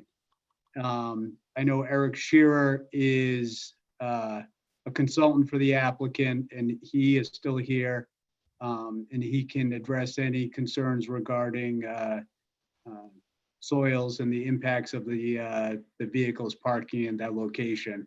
But unless Henry's here, that's the presentation for tonight. We can answer any questions that the board has or any of the neighbors. I know from looking at it, the list, there's some neighbors here, and I believe Attorney Graziano's on the attendees list as well. So, Mr. Kenyon, I do want to inform you that as of today, and this went to the entire board, we received the very email that you alluded to from Mr. Graziano, specifically for his client, Mr. and Mrs. Henry Thatcher, reside at 3810 Commodore Perry Highway. So that's being made part of the public record. Yesterday, we had 3 similar type emails, all abutters, one from Ruth Bellino. This is on behalf of David and Ruth Bellino at 260 Walden Way. We also had another email from Mr. Herbert Zeck, representing his mother and his sister and himself. They reside at 3870 and 38672 Oliver Hazard Highway. And also Another one from Victoria D. Domenico. We heard from her earlier. She had another letter that came to the board. So we've gotten pretty much inundated, 4 just within the last 2 days. And of course, I think deadlines seem to escape people these days because the narrative from the applicant, Mr. Henry Cabrera, was received today. I guess right out of the box, one of the comments I had or questions I had for the applicant and for yourself is the right of way, acknowledging that the existing property does not have its own road frontage and uses a right of way. And so my first question is, can you help us understand that right of way and what it clearly states on behalf for your client and its use? Sure. First off, I haven't seen the most recent letters from today, or the letter from Attorney Graziano. My client's property does actually have frontage on, it's actually, I believe it's Route 1 there. Though it's kind of confusing because I think Zec Drive may be in the right-of-way of Route 1. But the access that's historically been used to get into my client's property is located on the east side of the property. There's a 16-foot wide right-of-way when you come in on the in that location. It's between 2 stone walls, and then that enters into my client's property. My client's property has a kind of a little jut out where the right-of-way goes into his property, and then it crosses the gardener's property and then into the Shell Drops property, all the way down to Mr. Thatcher's property, who is represented by Attorney Graziano. John. Yep. I just sent you a request to control the screen. Do you want to use the highlighter to point to the areas that you're talking about? If I can figure it out, Jay. I think you just move the mouse. There you go. Yeah, I just got to get my screen right.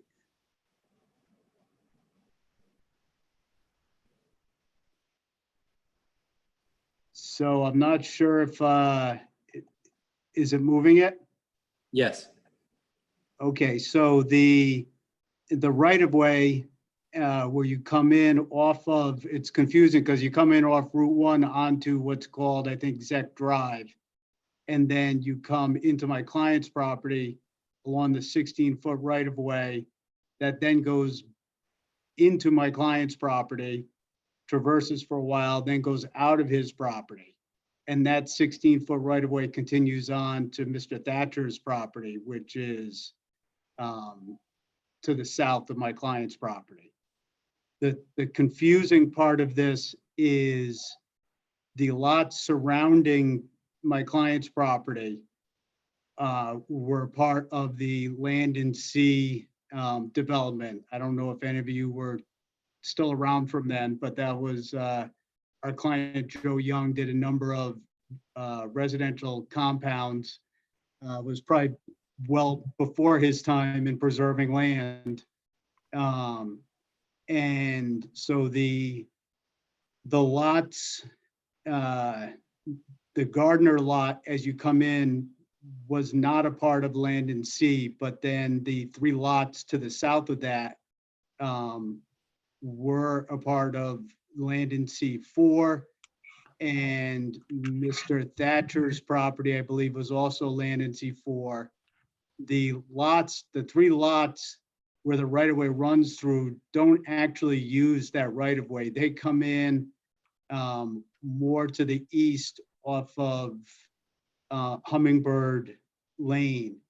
And when they created the residential compound at the time, it looks like the owner of Mr. Cabrera's lot and the Gardner's property were not in favor of a residential compound using the rights of way through their properties. So Mr. Young signed an agreement whereby the lots in the new subdivision would not use the right of way except for pedestrian or horseback. There'd be no motorized vehicles except for Mr. Thatcher's property, which is the one to the south. So he's the only one in the Land and Sea compound that has the right to drive over the 16-foot wide right of way.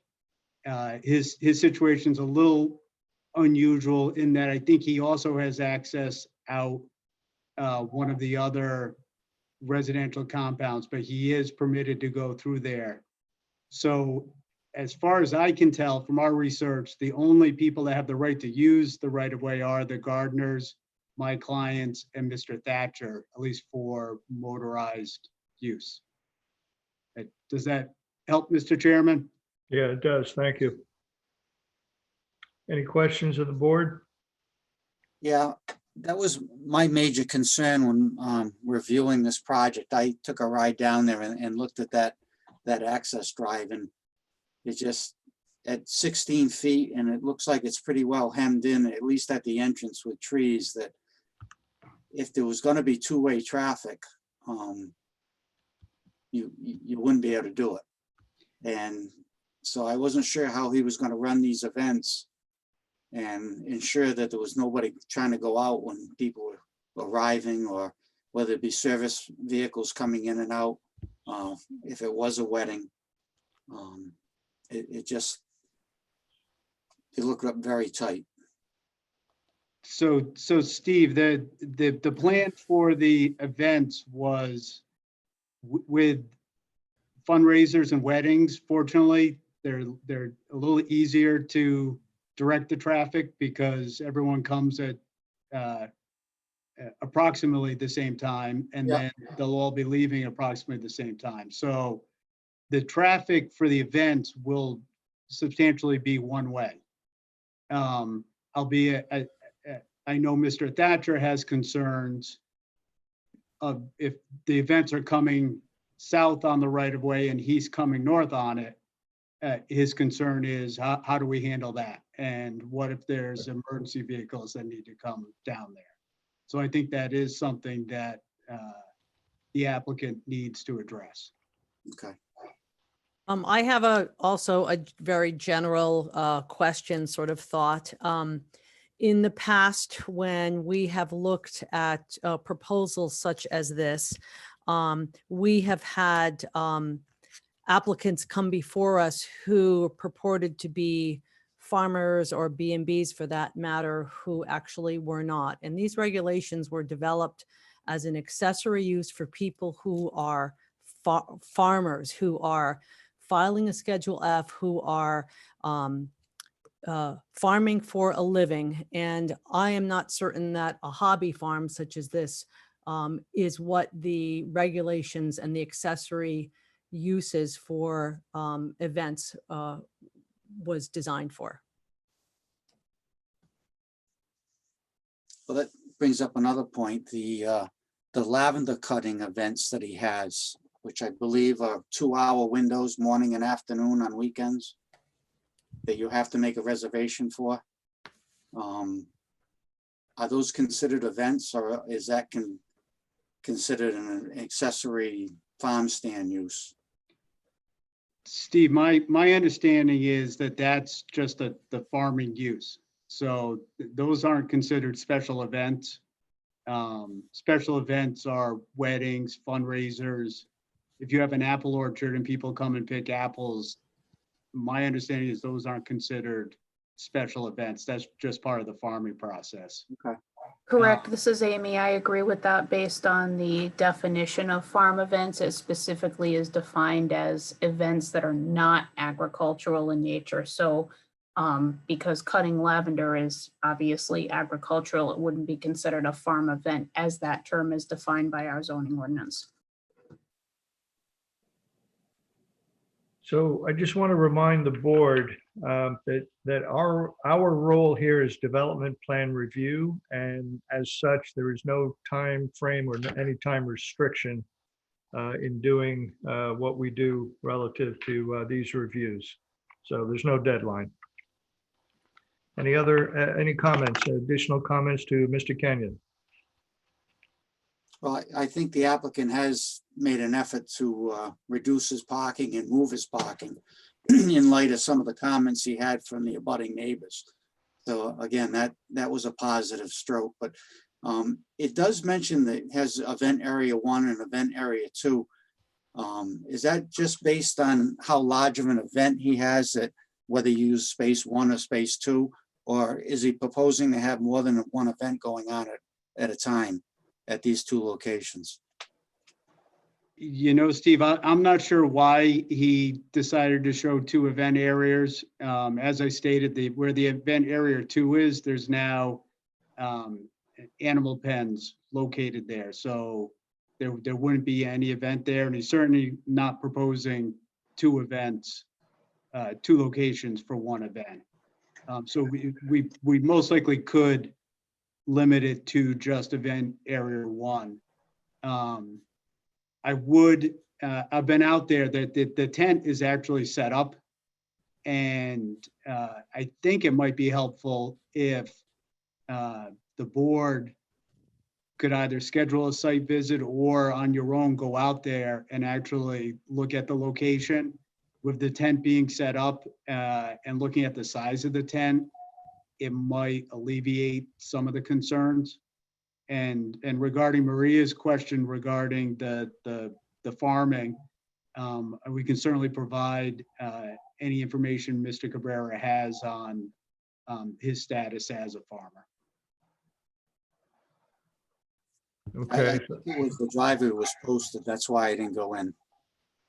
So either we have to schedule an event, or he's maybe can forward a permission to Jay that planning board members can go on their own and look at the area. Sure, it's interesting because the signs that are there were actually permitted by the agreement that was entered into in 1986 between the property owners and Joe Young. Any other comments before I turn it over to the public members that have raised their hands? John, this is Joe. Yeah, I would just say I have concerns, and we'll hear from the neighbors, but the impacts to the neighbors, given the geography and of the site, this is a wide open field. There's very little buffer, and I've been out to the site. Not for this application, but in the past on a couple different occasions for different reasons. But it's a wide open site. Around the site, there seems to be very little buffer, especially to the west. And the proposed event areas actually are complete diagonal from the applicant's house. And it looks like that the impacts is being pushed to the neighboring properties much more than his own home. So I get a little concerned about the geography and the impacts to the neighbors, at least at this point. Joe, you're echoing the comments that were alluded to in the 4 responses that we received that I mentioned earlier. So, Mr. Kenny, I heard Jay indicate that he forwarded that correspondence to you. Jay, is that correct? Yes, I forwarded the majority of them. I believe the ones that came in recently within the last day or 2 may not have been, because of the flurry of activity that was happening since yesterday. Okay. But if you allow, Mr. Chairman, I can read the names of all of the letters that were submitted, as I believe they all intended, were hoping that the letters would be received, which they were. They were all forwarded to the planning board. Correct. So if you'd like to do a quick rundown of. Yeah, go ahead. I summarized it, but do it again. That's fine. So on June 23rd and July 28th, we received correspondence from Catherine Graziano representing Henry and Jackie Thatcher at 3810 Commodore Perry Highway. On July 12th, correspondence from Marika Moosebrugger, representing the Zeck family, 3870 and 3872 Commodore Perry Highway. July 21st, Deborah McNulty, 3848 Commodore Perry Highway. July 21st, Corey and Nevin Driscoll, 3850 Commodore Perry Highway. July 24th, Carl and Josiane Shieldrop, 75 Hummingbird Hollow. July 26th, Lisa Nedwidick, 3834 Commodore Perry Highway. July 27th, Herbert Zeck on behalf of Gerda and Michaela Zeck, 3870 and 3872 Commodore Perry Highway. July 27th, Victoria Di Domenico, 130 Hummingbird Hollow. July 27th, David and Ruth, 260 Walden Way. That concludes all of the email that we received and was forwarded to the board. All emails were, their concerns were extensively similar about proximity to boundary lines, to parking, to traffic, the use of the right-of-way for these purposes. And the majority of those emails also appreciated the work that Mr. Cabrera has done up until this point and complimented him on the operations at the site thus far. Okay, thank you, Jay. That was a good summary. Jay, we have one person in particular I'm looking at here. Marika Musbrugger has her hand up.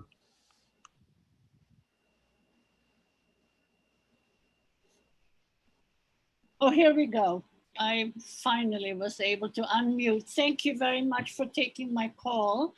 I represent the Zeck family, and we are very, very concerned. Number one, we think that the entry and exit situation for the proposed events are insufficient. Even with the lavender farm cuttings, I had to line up on Route 1 behind cars before being able to come in to go to my home. First, I should ask you, can you hear me? Yes. Yes. Oh, okay. So we're very worried about that. The tent is really closer to my house than to Henry's house, which also makes us very worried, of course, about the noise, the light, the impact on the wildlife, the wetlands. It's very close to our wetlands and to Factory Pond. We're just very concerned. We have lived here for 30 plus years and I've enjoyed the wonderful quiet country. And now we're going to have wedding parties with music and drinking. And we're very, very worried about that. And it's just totally changing the atmosphere that everyone around here has enjoyed. And we were very upset that we knew nothing about it. We weren't notified about anything. And that's why our communication came so late. I apologize about that. I could go on, but I think I leave it at that right now. Thank you, Mrs. Thank you very much. Appreciate it. Thank you for listening to me. Thank you.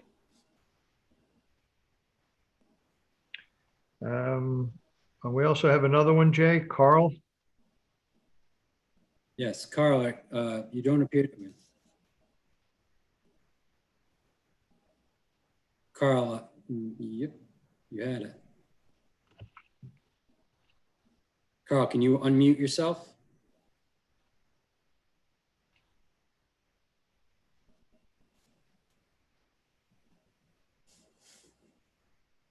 Can you hear me now, sir? Yes. My name is Carl Shieldrop. I live in Lot 3 of Landon C4. The right-of-way that was under discussion earlier is on my property, or our property, my wife and my property. We are the property owners and residents of Lot 9, Plat 78-3 in the South Kingstown map. We wish to state our objections that Mr. Cabrera has made to the planning board, to the proposal. We object on the proposal on the following grounds.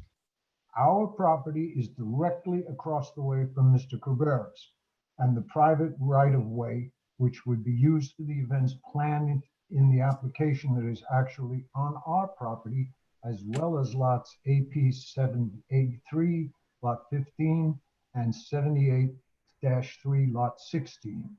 This right-of-way is a private right-of-way, not a public one. It is only for the use of the owners of Lot 78-3-18 at the end of the right-of-way to give them access to Route 1. That's Mr. Thatcher's property. He is landlocked. He has no access to any other means of ingress or egress from his property. What Mr. Kenyon said about him having access to the south is not true. That is completely blocked off. So he is landlocked.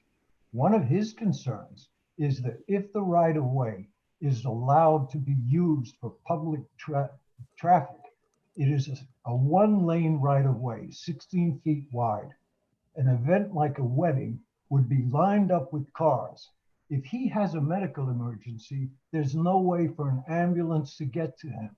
If there's a fire there, there would be no way for the fire department to access his property.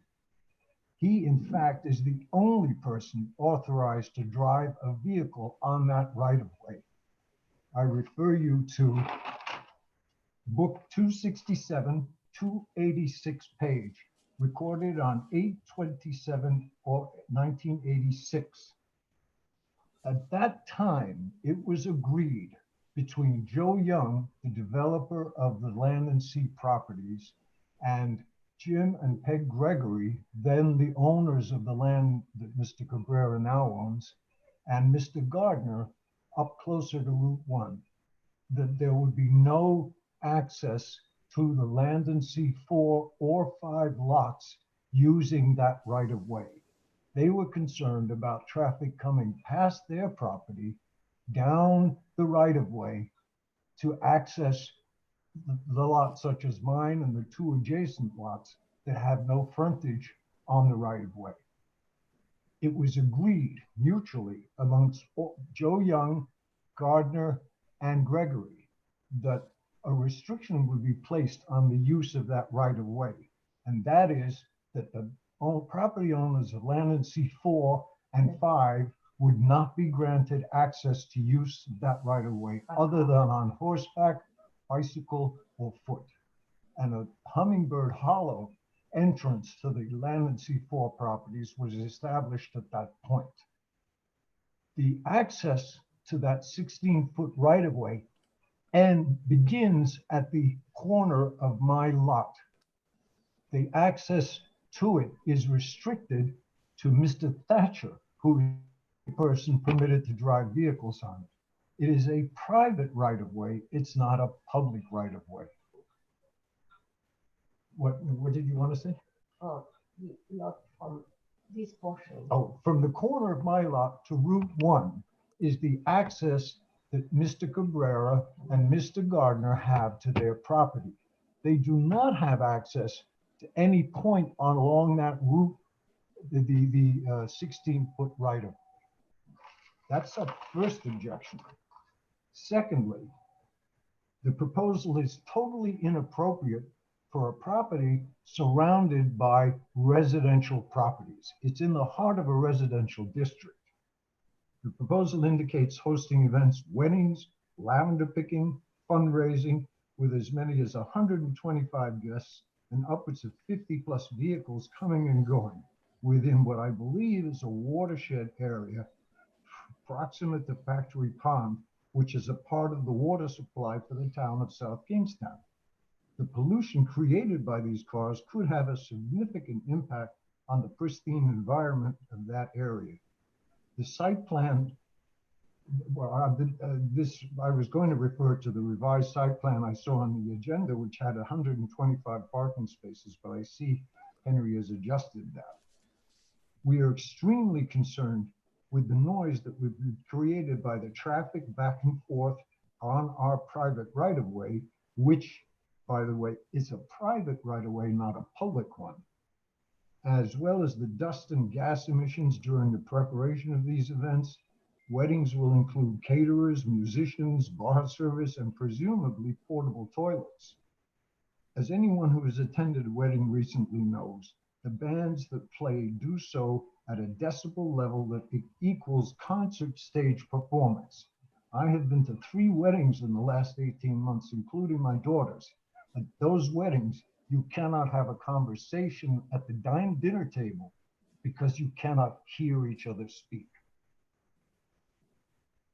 There is no amount of shrubbery or rearranging the site that can mitigate the noise that these events can create.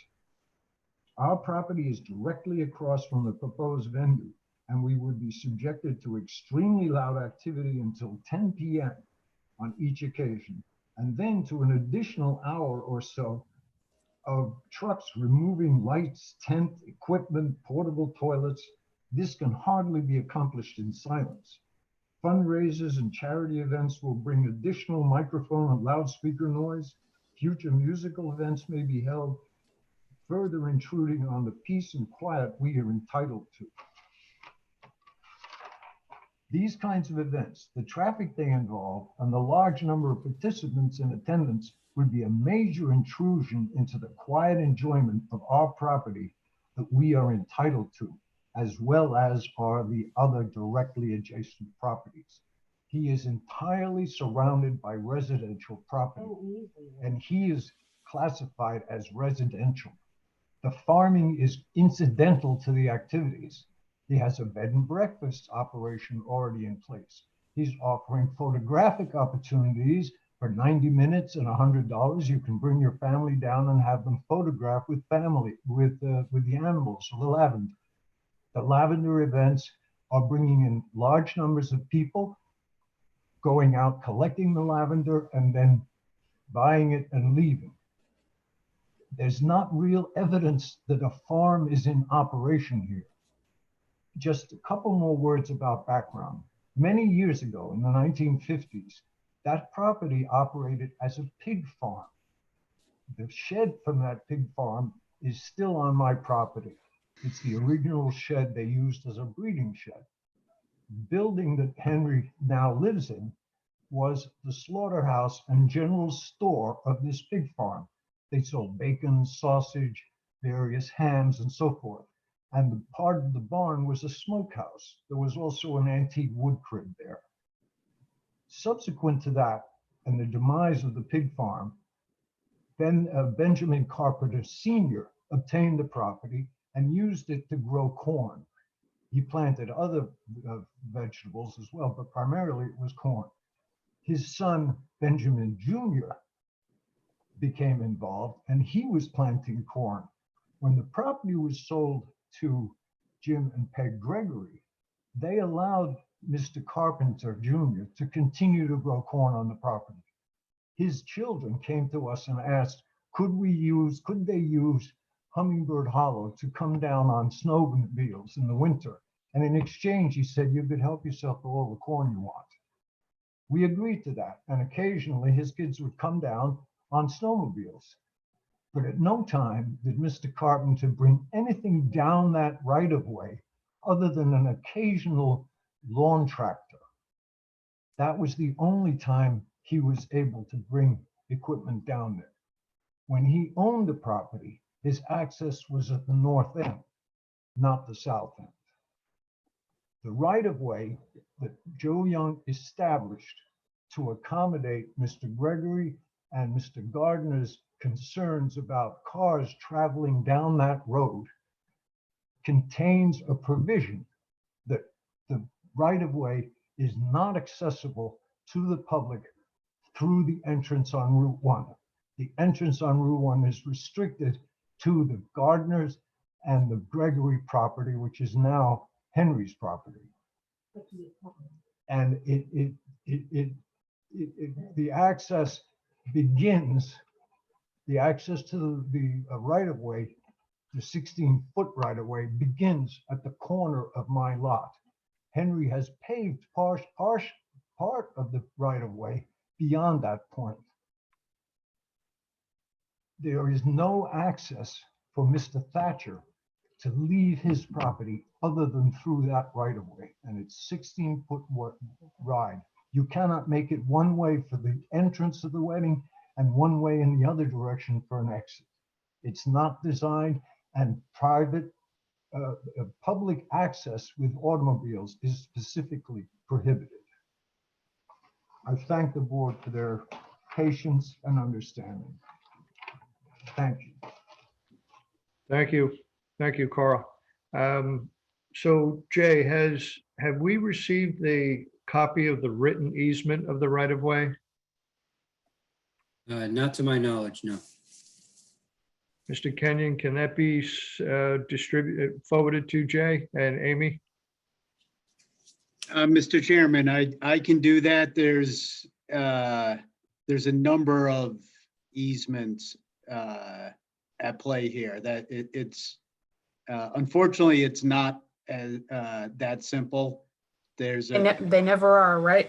no, there's a few documents, a few easements, a few covenants and restrictions. I agree with most of what Mr. Sheldrop said about the right of way. The only thing that I don't know for sure, when Joe Young came to the agreement with the owner of the Gregory's property and the owner of the Gardner's property, he quitclaimed all rights to the easement up until Mr. Sheldrop's lot. And they then prohibited the use from the land and sea lots on using that right away for anything other than horseback and walking, except for Mr. Thatcher's lot. But what I don't know, and I can't tell you for sure, is whether my client still has the right to go over the remaining part of that right of way. He can get into his house by not using that right of way. But for the event, he had planned on going over a portion of Mr. Sheldrop's property. And obviously, if the right of way doesn't permit that, then he can't do that and he'd have to readjust how he accesses his property for the event. Okay, clearly, I understand what you're saying. It's complex, but I think that seems to be the underlying and the common denominator with all of the comments that we've heard and that we have received through correspondence and emails that Jay has distributed. So it's the right of way. So I think that needs to be resolved. And so that we as the planning board can truly provide our input as requested by the zoning board on the development plan review. And that right now is the single issue. You know, is there proper right of way? And I think I'm going to defer to Amy again. So that's kind of what we need to understand. John, I'm happy to review that, whatever John forwards me and whoever else is involved. But as I've said before, and as the board knows, the board can't determine private property rights. If there are issues over access, that's got to be determined in Superior Court. So I can give an opinion, but it's not really of any use to the board because it doesn't legally solve the issue if there is a dispute after the parties exchange documents and the attorneys continue to confer on the subject. And Mr. Chairman, if I might, we might be able to clarify the right-of-way issue, but we're still going to have the issue with the right-of-way only being 16 feet in width and Mr. Thatcher having to come in and out possibly while events are happening with cars going the other direction. So I think we need to clarify both those issues before we come back to the board. Okay, fair enough. Yeah, I would like to just clarify one thing. This is development plan review for farm events. There's no special use permit that's required for that. So this is not advisory to the zoning board in that regard. Thank you, Jay. So with that said, I see we still have two people who'd like to comment. Jay, could you bring them in? Maybe three. Person with the phone number that ends 898. I believe you are unmuted and Want to talk? Hello. Hello. Can you Hi, state- this is Elizabeth Angier. Perfect. Can And you your hear ad- me? Yes, we can. And your address? Great. I'm 280 Walden Way, and I'm an abutting neighbor. And I think basically I have the same concerns as the other neighbors after listening to this hearing. What I did want to say is that I called the planning department yesterday and I talked with someone, I'm not sure who, and we discussed some of my concerns. And what kept coming up is that the planning board would try to reduce the impact of the neighboring properties. But given that the noise and the light pollution that would kind of encompass way more than the neighboring properties, probably miles around, I wondered if we should be discussing reducing the impact, or should the conversation be more directed toward how Lavender Waves Farm can conduct business on the property without negatively impacting the community? Is it really acceptable to allow a commercial activity to so negatively impact a residential area, which is a quiet and really peaceful residential area, not just, we're not in town, we're really very rural.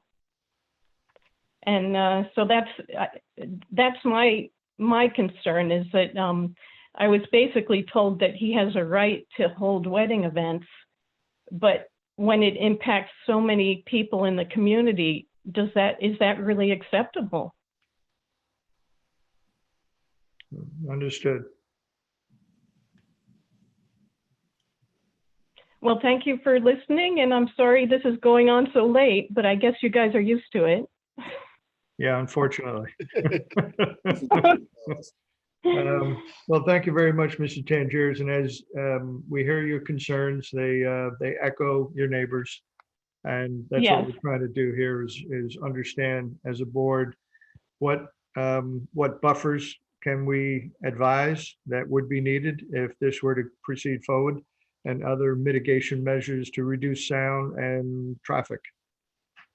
Well, I should also mention that, I understand the farming law, but it appears that this property owner is more of an investor who wants to open a commercial endeavor. And that, it doesn't seem like the farming law should apply to that. Okay, well said. Thank you. Thank you. Have a good night. Thank you. Jay, before we proceed to another caller, it's not quite 11, but we're getting close to that. And I just want to, echo this because, again, we do have a new member on board.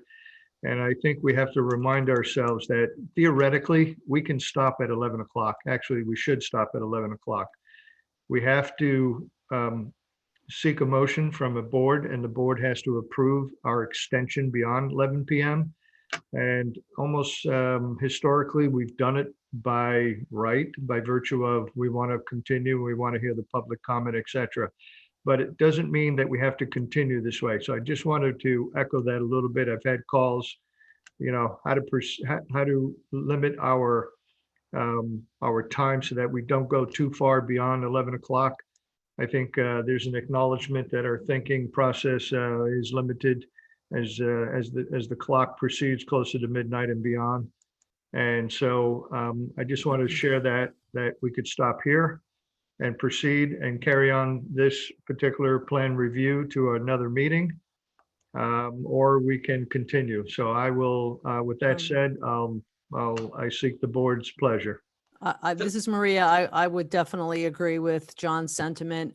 I mean, historically, we always say yes, but usually that's when we have projects that have deadlines, John Kenyon's laughing, associated with them. And in this case, that is not that is not valid. There's no time frame for this. And I think that the meetings have been going very long. We have a lot on our plate, and I know that in the past, there was also some hesitancy to not stop the meeting at 11 because that would mean that we would have another meeting the following week. But again, in this case, that's not really appropriate. John, I'd also echo that. I think there's not going to be a lot to be gained to continue this tonight.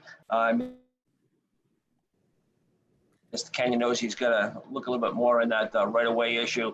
And I think we've already heard the at least the beginnings of the concerns of the neighbors and the concerns of the board. So I think this will give an opportunity for Mr. Kenyon and his client to maybe regroup and think some of those things and present them at the next meeting. Fair enough. Any other comments? I'll make a motion. I was going to say that perhaps, I guess it looks like there's two people's hands up. I'm not sure if Carl, I think that both of them, well, actually a third one just got on. I was going to say, it looked like the two had already spoken before, so I didn't know if we should just get those two, but I'm for one. I agree with you guys. I think it's getting really late.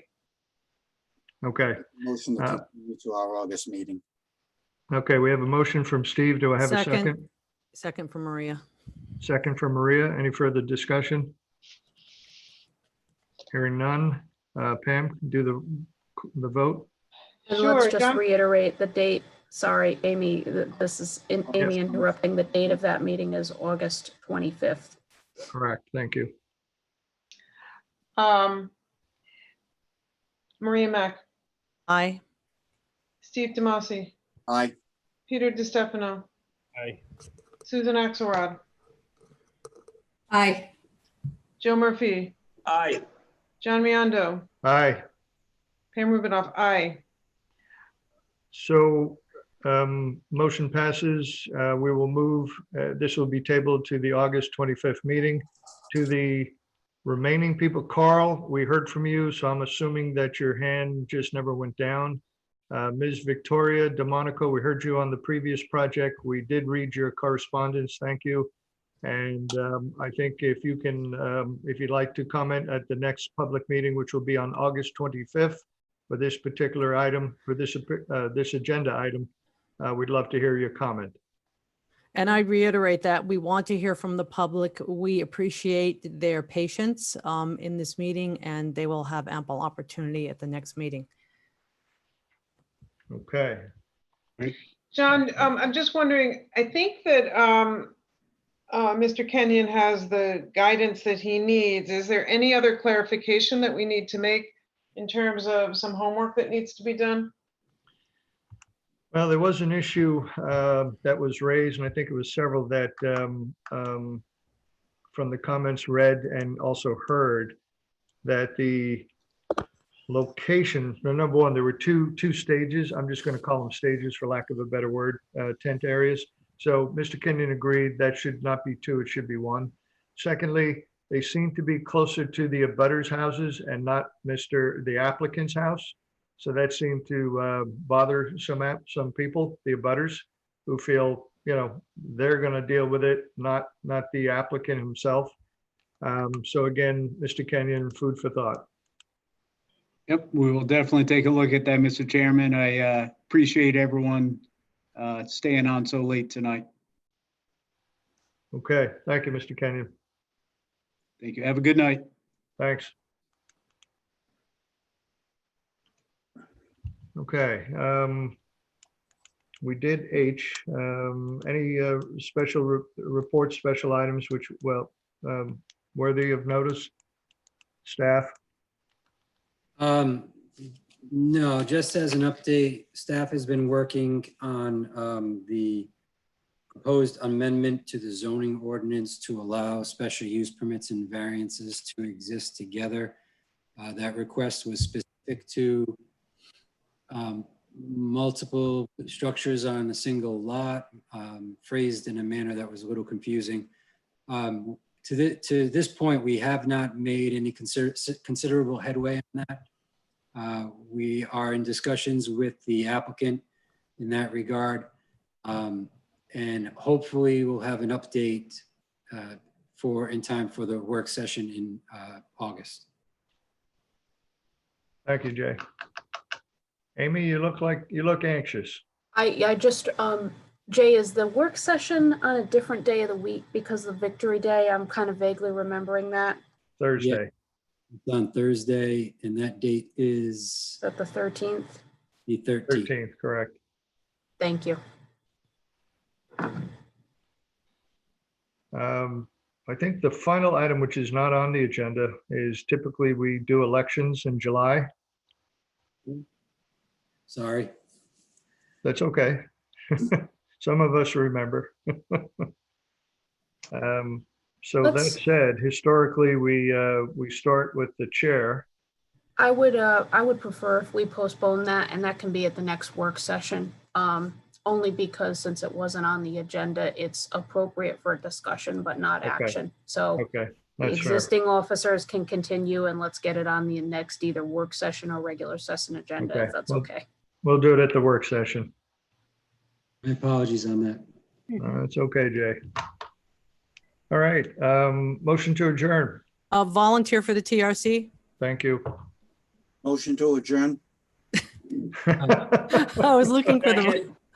Just an FYI, there is a chance that we may not need to hold the TRC in August. No, I'll volunteer then. Wow. You got 7 volunteers. I almost don't want to say it out loud. Too late. If it does occur, when would it be? It would be date, excuse The me. day before the work session meeting. August 12th. Okay, I can do it if necessary, if someone just lets me know. all right, we got Maria's volunteering. If it occurs. Okay, motion to adjourn. We have a motion from Steve, second. Second. Okay, all in favor? Aye. Done. Thank you, everybody. Night out. Yeah. Night. Good night. Good night.